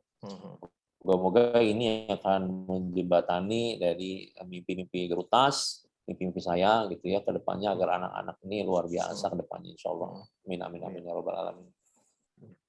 Bapak Ibu silakan, ada yang ingin mungkin berkomentar, Pak Agus Karya, Pak Harun. Ya, Pak Supri, kalau saya ada waktu minta. Silakan. Ya ini Pak Nopian, saya menyadari ya bahwa anak-anak kita ini sangat perlu gitu ya dilihat dari potensinya ya. Cuma di dalam kondisi kenyataannya ya. Tapi mungkin saya tanya dulu tentang persoalan masalah ada potensi atau karakter atau bakat yang dibawa bawaan dari genetiknya ya. Itu dengan karakter yang dibentuk oleh pendidikan, oleh lingkungan, oleh di dalam kehidupan masyarakatnya gimana. Nah itu kira-kira kekuatannya sejauh mana ya? Apakah lebih kuat untuk yang dibentuk atau yang karakter yang dibawaan gitu kira-kira? Oke, nah jadi gini, sebenarnya yang paling kuat adalah ketika karakter ini, potensi ini mengiris minatnya gitu. Itu paling kuat sebenarnya. Mau dia dibentuk atau dia bawaan, tapi kalau sudah mengiris dengan minatnya, Pak, insya Allah itu akan kuat gitu. Irisannya ini, irisan dengan minatnya ini. Jadi contoh gini. Ini kan anak-anak kita jujur aja ya dibentuk dengan sistem sehingga mereka itu adalah orang-orang yang sudah mengikuti behavior itu sistematis, prosedural gitu. Karena kalau nggak sistematis prosedural, maka dia akan keluar dengan sistem gitu. Dia akan beda dengan sistem. Nah, otomatis ini kan bentukan nih Pak. Bentukan gitu. Aslinya mungkin nggak kayak gitu. Nah, alat yang melihat aslinya itu dengan Steven ya. Steven tuh melihat bakat asli seseorang dengan fingerprintnya gitu. Itu mungkin ahli Steven nanti yang akan menjelaskan.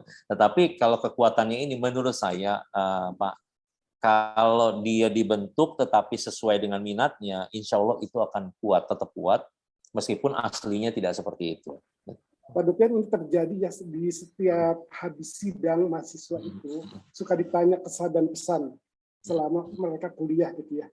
Nah, ada banyak sekali beberapa yang mengungkapkan bahwa saya sebetulnya minatnya bukan di sini di kota kuliah ini, tapi alhamdulillah saya setelah masuk di sini dan karena beliau merasa mendapatkan kesuksesan ya gitu ya, banyak yang diterima, sehingga saya bersyukur bisa menyelesaikan kuliahnya gitu dengan baik dan nilainya bagus gitu ya. Tapi pada dasarnya dia awalnya tidak berminat untuk di sini. Karena di dalam proses penyeleksian, pertama ada untuk seleksi itu semuanya disamaratakan gitu ya, tidak melihat karakternya.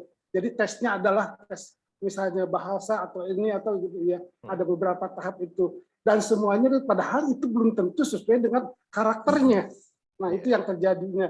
Yang kedua, kadang-kadang ada pilihan mana fakultas yang lebih tidak terlalu ramai supaya saya bisa masuk kesempatan itu gitu. Jadi kadang-kadang tidak sesuai dengan apa yang mereka miliki bakat potensinya itu sering terjadi. Nah ini bagaimana mengatasi persoalan, karena ini kan dari awal persoalan masalah ininya itu masalah yang keinginan sesuai dengan apa, dengan minatnya dan kemampuannya, potensinya itu. Iya.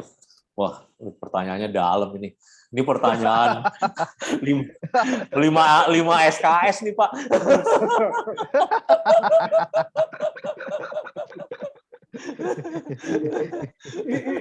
Ini terjadi setiap tahun. Iya. Dan ITB itu kesan pesannya itu viral terus di YouTube Pak. Iya benar kesan lulusannya benar. Kesan-kesannya viral terus di YouTube tuh. Nah, oke. Jadi gini Pak, kalau saya melihatnya sekarang begini. Kalau misalnya saya sudah terlanjur salah profesi, ini yang menarik. Ini yang kenikmatan yang Allah berikan kepada anak-anak zaman sekarang nih Pak.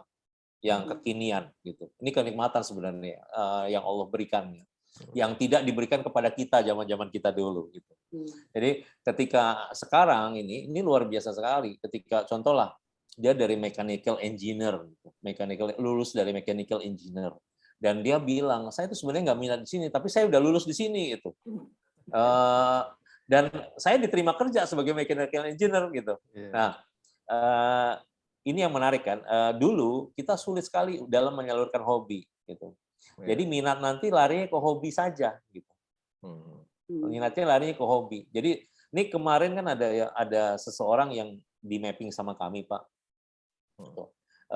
Dia bilang begini, saya sebenarnya minatnya di elektrik gitu, di electrical, tetapi hasil penjurusan tuh IPS.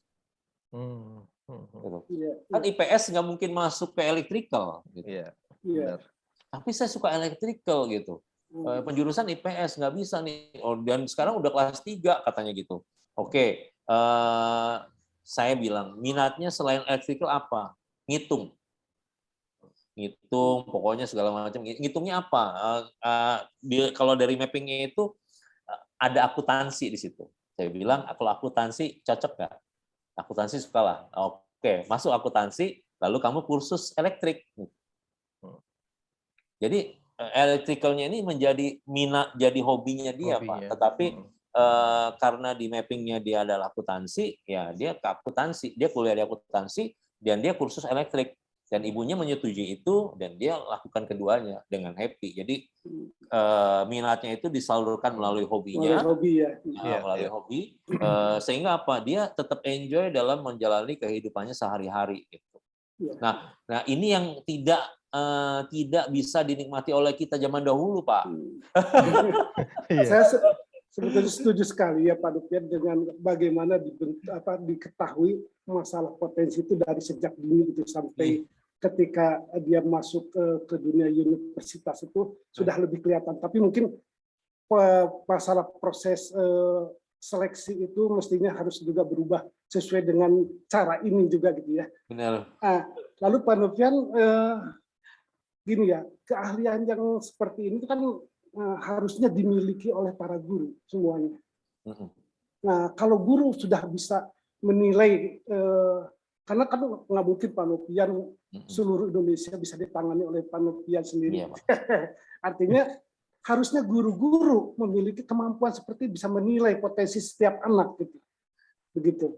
Nah, sehingga dia bisa diarahkan, dikondisikan dari sejak awal, dari kalau dia masuk dari SD mau ke SMP bagaimana, harus bagaimana, tapi itu juga ini juga pasti akan harus ada perubahan, harus ada penyesuaian dalam masalah kurikulum. Terus dari SMP ke SMA-nya juga seperti apa. Nah, ini harusnya dipetakan.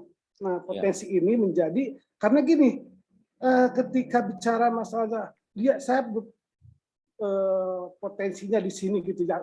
Biasanya tadi itu suka dengan misalnya dengan membuat peralatan apa ya, harusnya masuk ke SMK, ini masuk ke SMA gitu ya.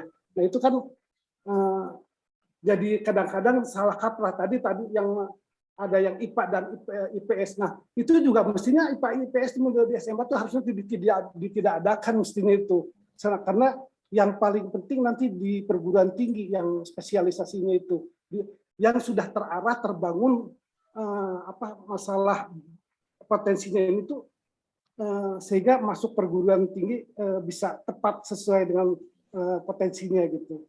Nah, tapi intinya bagaimana metode ini diberikan kepada para guru-guru. Karena ini penting buat guru itu kalau untuk melihat, kalau misalnya sehari-harinya tidak bisa melihat, guru ini tidak bisa memetakan, ya tidak akan ada hasilnya ini. Ya.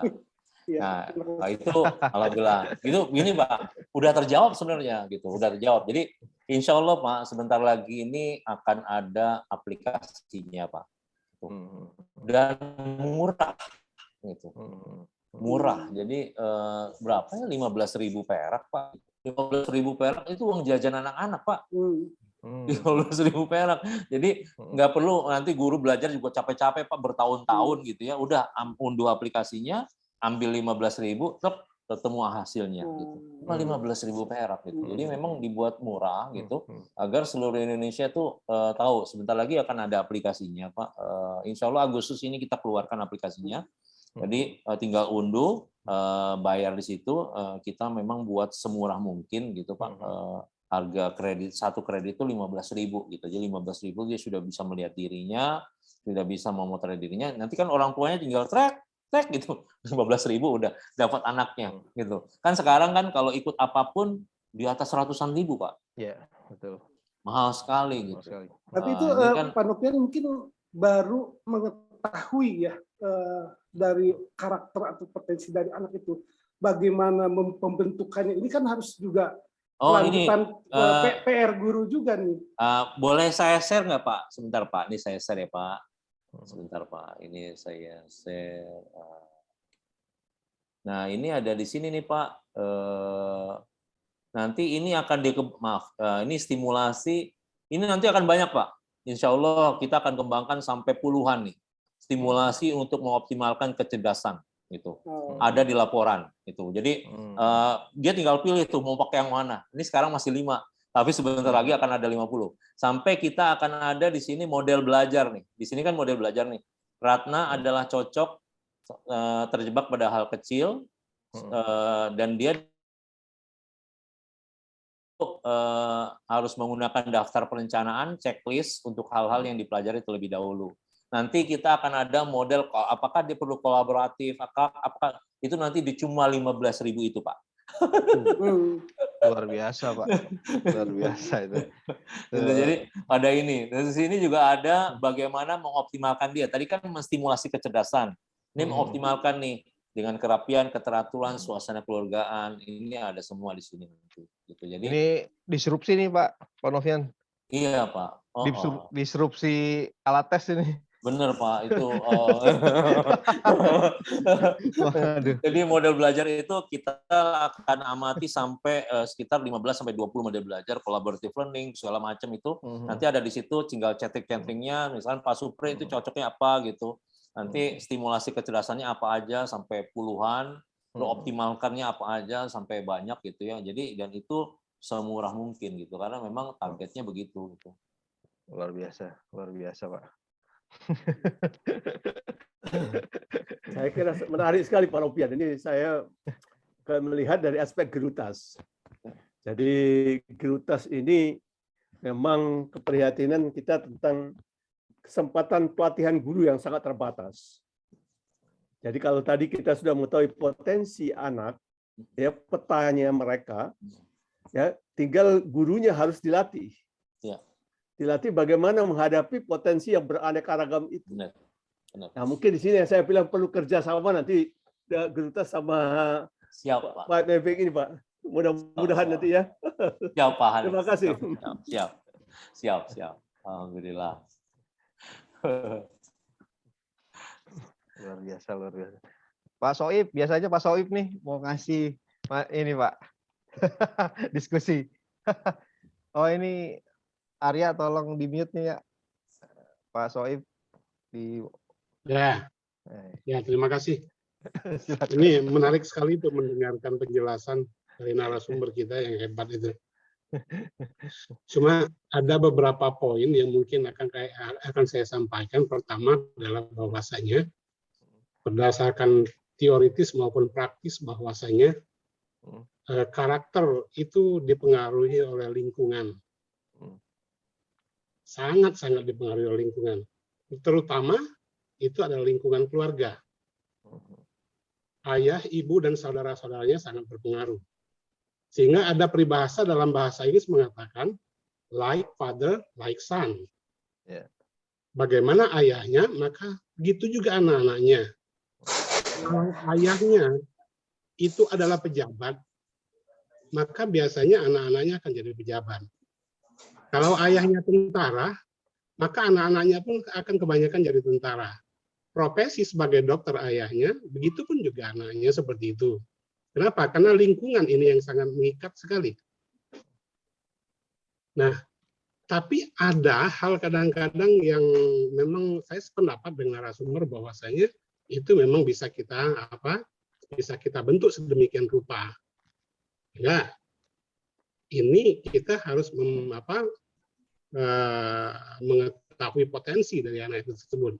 Nah, hanya ada dua kejadian yang mungkin ini mohon tanggapan dari narasumber. Yang pertama adalah sangat menarik sekali kalau kita lihat dari kejadian yang pertama itu adalah Pak Susilo Bambang Yudhoyono, yaitu sebagai seorang tentara. Kemudian anak-anaknya pun itu juga banyak jadi tentara, yang salah satunya adalah AHY. Nah, AHY itu adalah seorang tentara dengan pangkat, kalau tidak salah itu apa ya. Nah, tapi akhirnya profesi dia sebagai tentara itu tidak diselesaikan dan dia balik lagi menjadi politisi dan sekarang adalah menjadi ketua umum Partai Demokrat.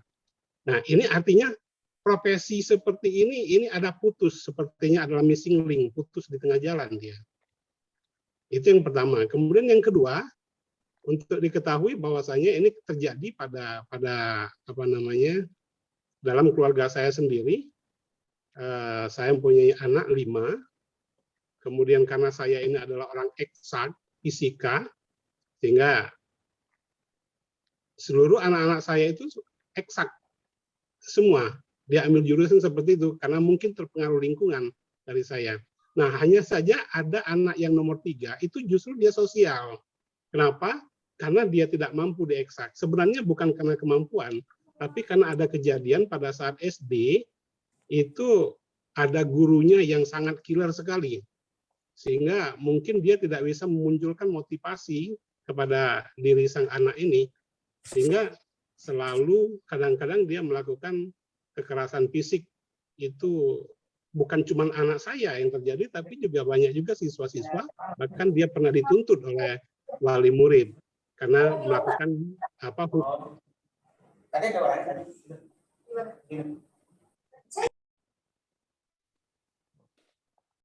Ini di mute ini Pak Soif, mohon maaf Pak. Arya mungkin bisa dibantu ya.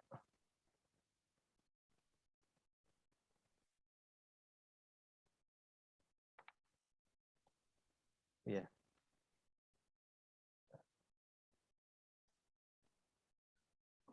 Pak Soeb itu di mute Pak Soebnya. Iya, suaranya masih di mute Pak Soif.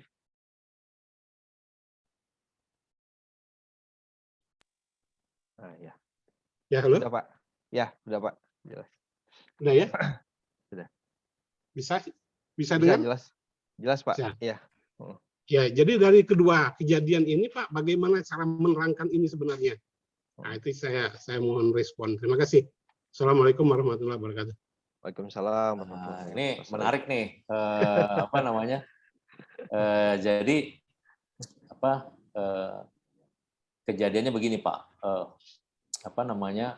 Kalau saya bisa menjawab tadi Pak Soif ya Pak, Pak Soif ya. Pak Soif ya. Jadi ada sebuah sekolah yang waktu itu minta satu kelas ini kelas 6 SD itu tidak hanya dipetakan siswanya, tapi keluarganya. Karena biar mereka sama-sama dengan sekolah ini apa namanya biar lulusnya bagus semua gitu ya. Ini menarik nih.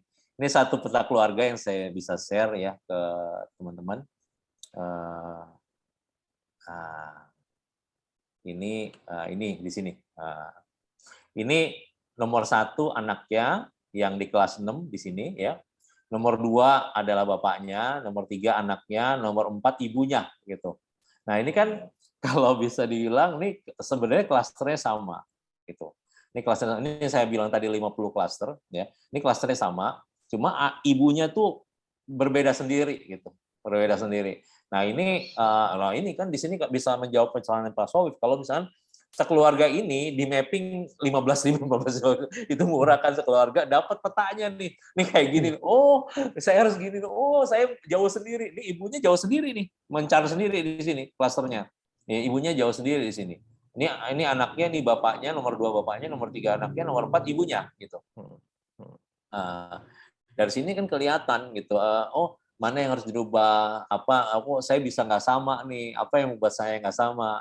Jadi ini kalau keluarga bisa punya seperti ini gitu, dia tahu oh anak saya di sini, kenapa saya jauh dari sini? Oleh karena itu saya nggak pernah dekat sama anak saya gitu. Oleh karena itu saya nggak bisa mewarnain anak saya gitu. Nah di sini ini kelihatan Pak, ini kelihatan. Nah ini bisa menjawab dari pertanyaan Pak Soif tadi. Apa namanya?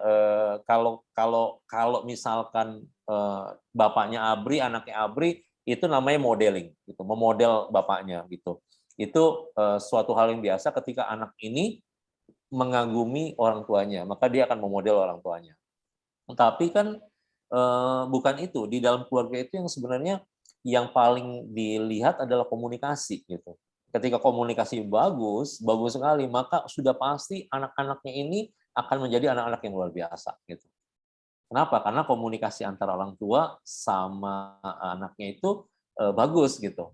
Dan banyak kasus yang karena dari tahun 2013 saya bareng dengan Pak Harun ini membuat life coach ya. Pak Harun ini saya buat dari 2010. Pak Harun gabung dengan saya di 2013 gitu. Kami sama-sama membuat lembaga life coach gitu ya. Di Kemang, dan kami tahu sekali bahwa ternyata rata-rata yang di rumah itu bermasalah adalah masalah komunikasi gitu. Jadi ketika komunikasinya berantakan, maka anaknya itu akan belok, ibunya belok kemana nggak jelas. Tapi kalau komunikasinya bagus, itu insya Allah lah di rumah ini nggak akan terjadi apa-apa. Insya Allah ini menjawab Pak Soif gitu. Insya Allah menjawab Pak Soif ketika lingkungan di rumah ini bisa dipotret gitu. Dan orang tuanya bisa tahu, oh kenapa saya nggak deket, oh kenapa ternyata anak saya nggak deket, karena memang klasternya jauh gitu. Jadi bagaimana cara deketinnya itu nanti ada di petanya tuh, di hasil analisa keluarga tuh ada bagaimana cara pendekatan. Itu apa namanya ini kan kayak di sini kan ya, kalau kita lihat lagi di sini ini peta keluarga nih. Nah Kita lihat di sini ini peta keluarga. Nah, ini kecenderungan kekuatan, kecenderungan kelemahan dalam keluarga tersebut.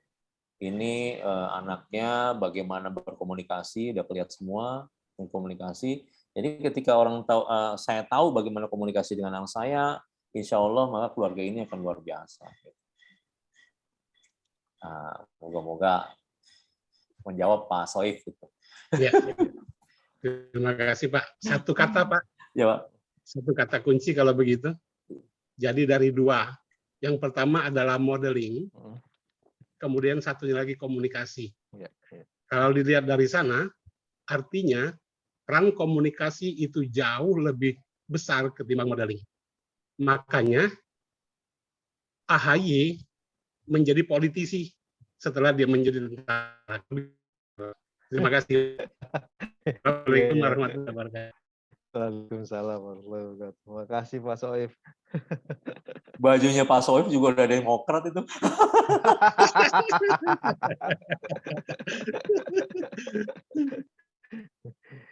Iya, Bapak-bapak, Ibu-ibu, ada yang ingin mungkin bisa ikut diskusi juga? Mungkin Pak Fuad, mungkin Pak ada yang ingin.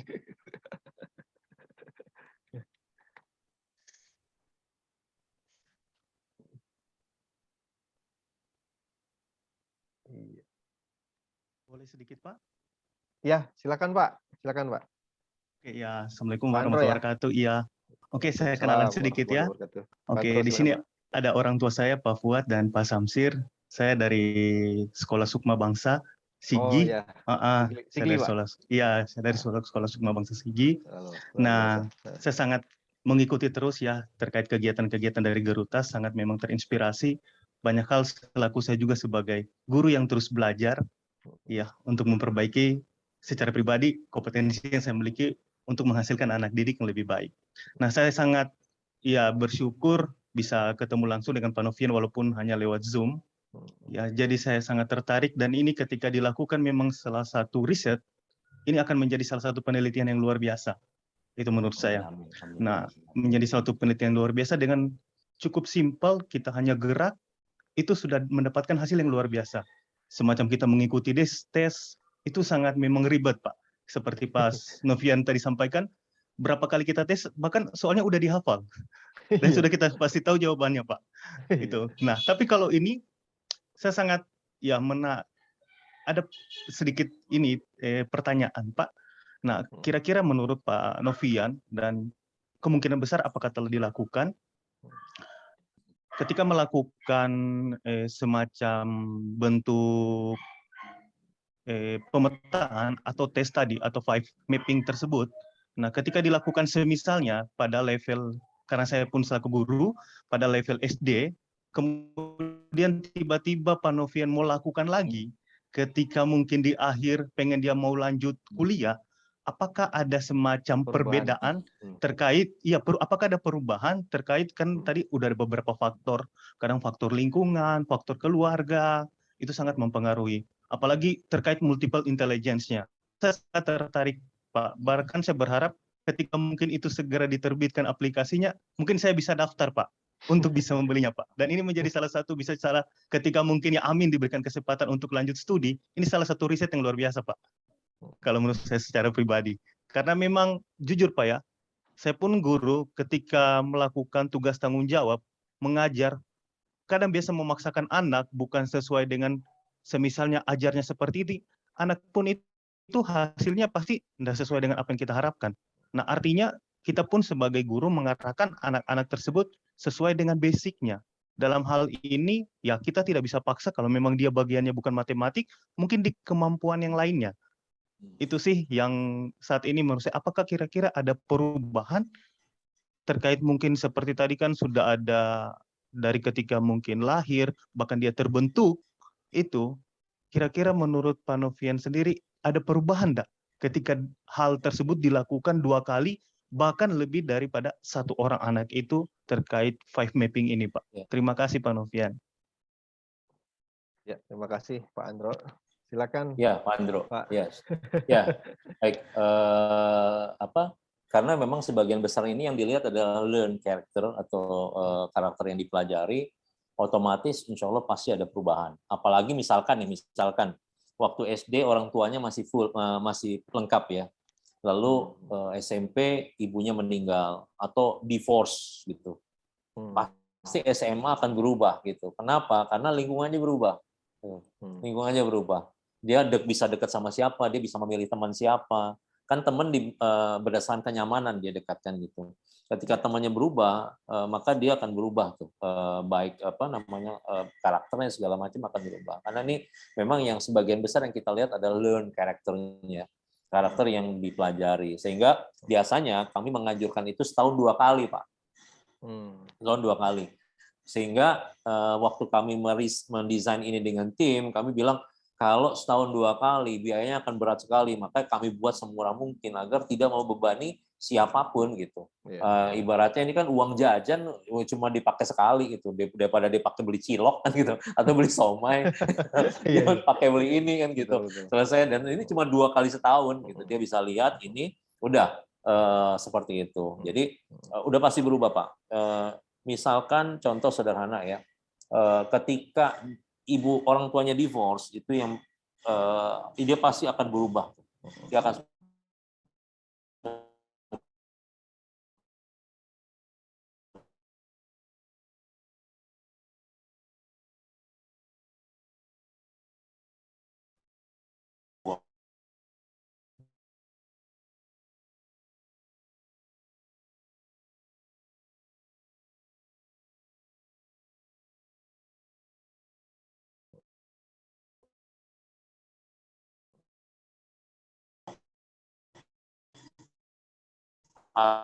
Bisa dipakai terus ya, Pak? Iya, Pak. Artinya kalau kita bicara tentang baik di sekolah maupun di rumah ya, kan kalau kita ke rumah sakit, misalkan ke dokter tuh pasti ada riwayat kesehatan kan. Benar, Pak. Nah ini bisa jadi semacam itu ya, Pak. Tapi di bidang behavior, karakter dan potensi kan, Pak. Iya, benar. Jadi kan nanti itu bisa jadi dasar kita datanya ada di username-nya dia, Pak. Benar. Nah, iya. Nah, itu jadi dasar untuk ini, Pak, pengembangan anaknya sendiri kan, baik oleh orang tua maupun sekolah gitu sebenarnya. Iya, benar. Dan kalau kita bekerja sama dengan sekolah, sekolah bisa mengakses itu gitu. Sekolah bisa mengakses itu. Jadi datanya anak-anak ini sekolah bisa mengakses. Jadi mereka nggak perlu nge-file banyak file, mereka akses misalkan datanya Arnold, dilihat Arnold dari per bulannya berubah begini gitu. Kalau terjadi perubahan yang signifikan, ini perlu ditanyakan ke orang tuanya apa yang terjadi di rumah gitu. Betul. Saya ingin menambahkan sedikit untuk ini, Pak. Baik Pak Soeb. Ini untuk menjawab pertanyaan tadi dari Pak Andro ya. Saya punya eksperimen ketika saya membuat kelompok belajar di mahasiswa ketika ini terjadi. Nah, saya membuat model diskusi ya istilahnya begitu. Jadi secara ininya globalnya gini, kalau di sekolah SMP SMA mungkin kalau waktu ujian mereka tuh mungkin diawasi, tidak boleh nyontek dan tidak boleh jadi secara individu dilihat tidak boleh ini gitu ya, rata-rata begitu melakukan. Saya melakukan bahwa proses belajar itu tadi katakan brainstorming dan bekerja sama. Jadi memang negatif kalau katakan nyontek gitu ya. Ketika dikatakan kerjasama itu yang paling bagus sebetulnya. Jadi anak yang kurang dan anak yang lebih mampu itu bisa jadi sama. Nah, metode ini dilakukan sama saya di dalam ini, hasilnya ternyata keluarnya tuh semua hasil nilainya itu gitu. Itu yang bisa terjadi, bisa karena gini. Yang selama ini kan kalau kebanyakan walau jangan di perguruan tinggi yang lain juga kadang-kadang istilahnya kerjasamanya itu kurang. Kalau ujian terutama, wah selalu diawasi dengan tidak boleh nyontek segala macam. Nah, tapi kalau istilah kerjasama sering dilakukan, itu akan saling membantu. Jadi tadi itu walaupun anak itu tadi minatnya yang tadi itu bukan minatnya, ketika kerjasama dengan yang lainnya, misalnya yang tadinya dari IPS gitu ya, kalau di saya di desain itu yang dari IPS juga bisa masuk dan dari IPA juga bisa masuk, dan yang dari IPS ternyata bisa juga melakukan pekerjaan yang seperti gambar teknik kayak gitu tuh bisa gitu. Nah, karena kerjasama bentuknya itu, gitu kan. Jadi bisa ada perubahan ketika proses belajar ini dilakukan dengan baik gitu ininya itu. Nah, jadi jangan terlalu kaku guru ini mengajar atau dosen itu mengajar pakum dengan pakum yang ya sehingga membuat anak-anak itu hanya dilihat secara potensi pribadinya sendiri gitu, individual gitu. Enggak begitu. Modelnya kerjasama. Faktanya ketika kita sudah bekerja juga selalu kerjasama, tidak bisa ini secara individual. Makanya lebih baik bagaimana dari SMP, SMA sampai perguruan tinggi itu melakukan proses belajar tuh modelnya kerjasama gitu. Ini itu. Jadi ini yang bisa merubah tadi itu karakter minat mereka yang tadinya potensinya ada di sini ya, ternyata bisa berubah.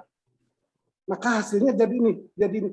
Saya pernah melakukan hampir 2 semester ini tuh ternyata hasilnya jauh lebih baik.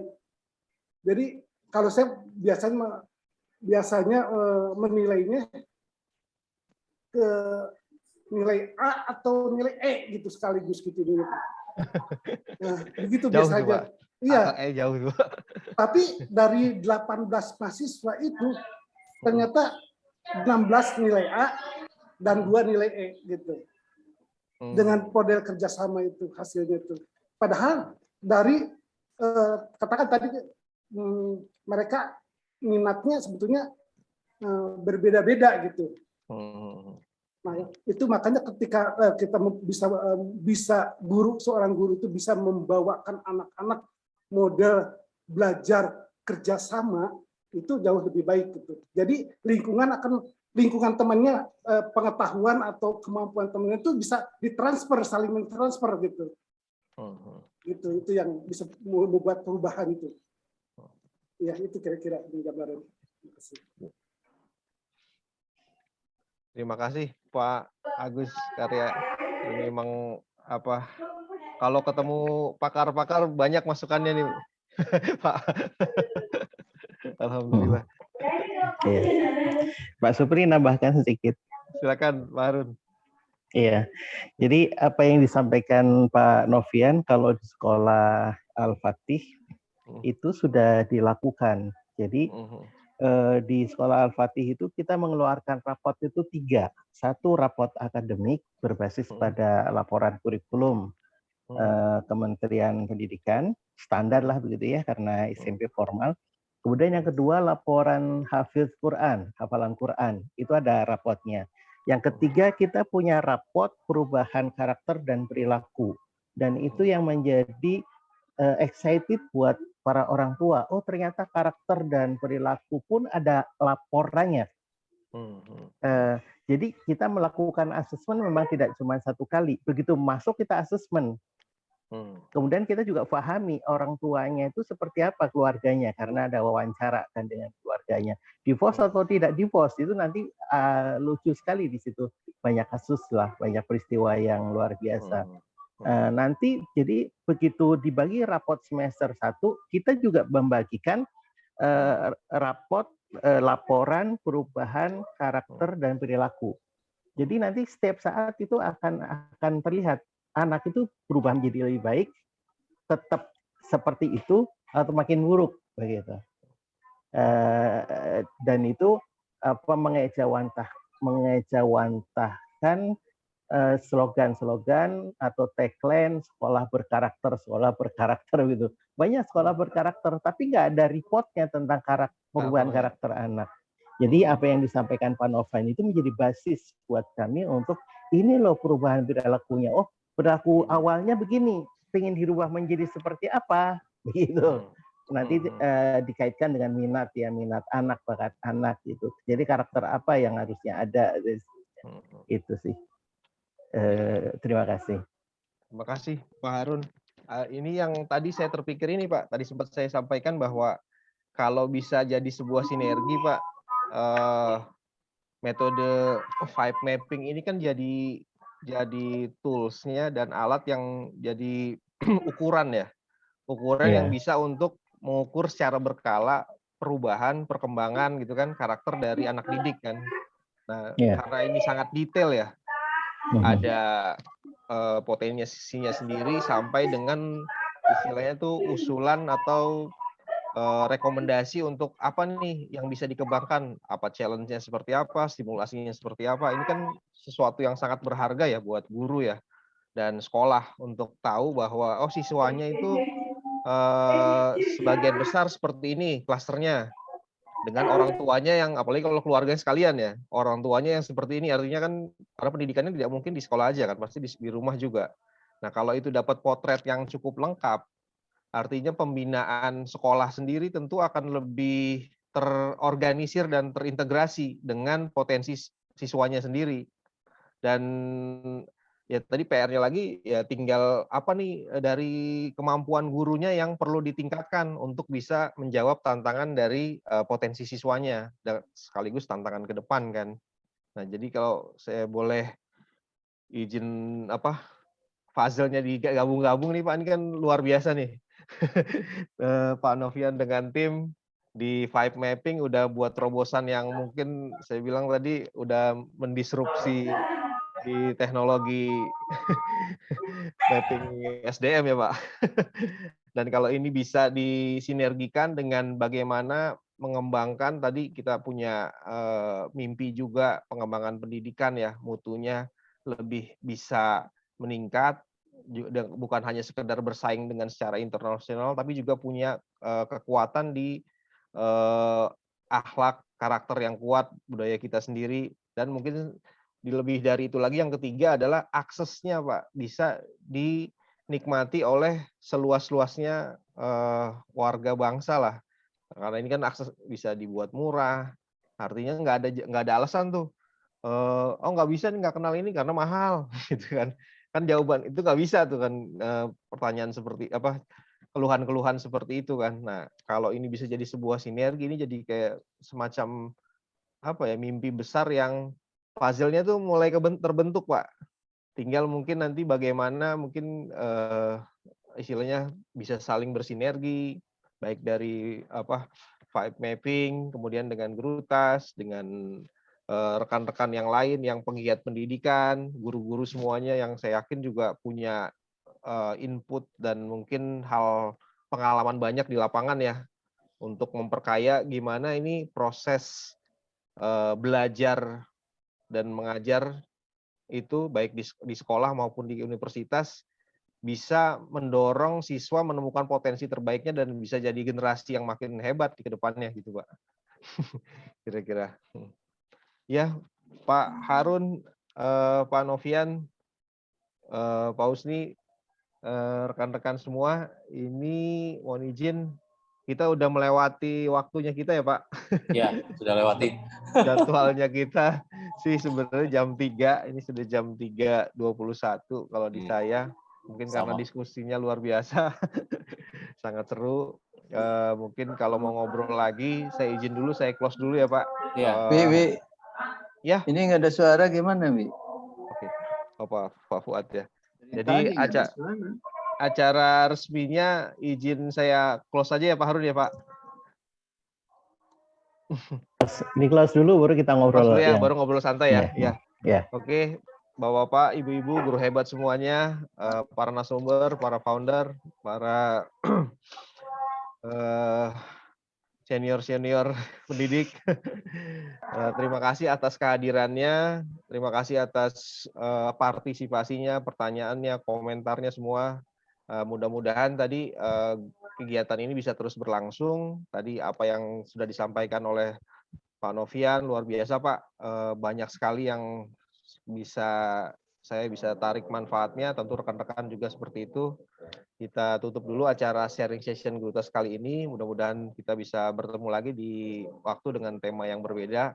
Saya ucapkan salam semuanya. Assalamualaikum warahmatullahi wabarakatuh. Terima kasih Pak. Waalaikumsalam warahmatullahi wabarakatuh. Iya. Ya, ini berarti close resminya udah Pak. Mungkin kalau Iya, ini Pak Novian. Ya Pak. Saya melihat gini,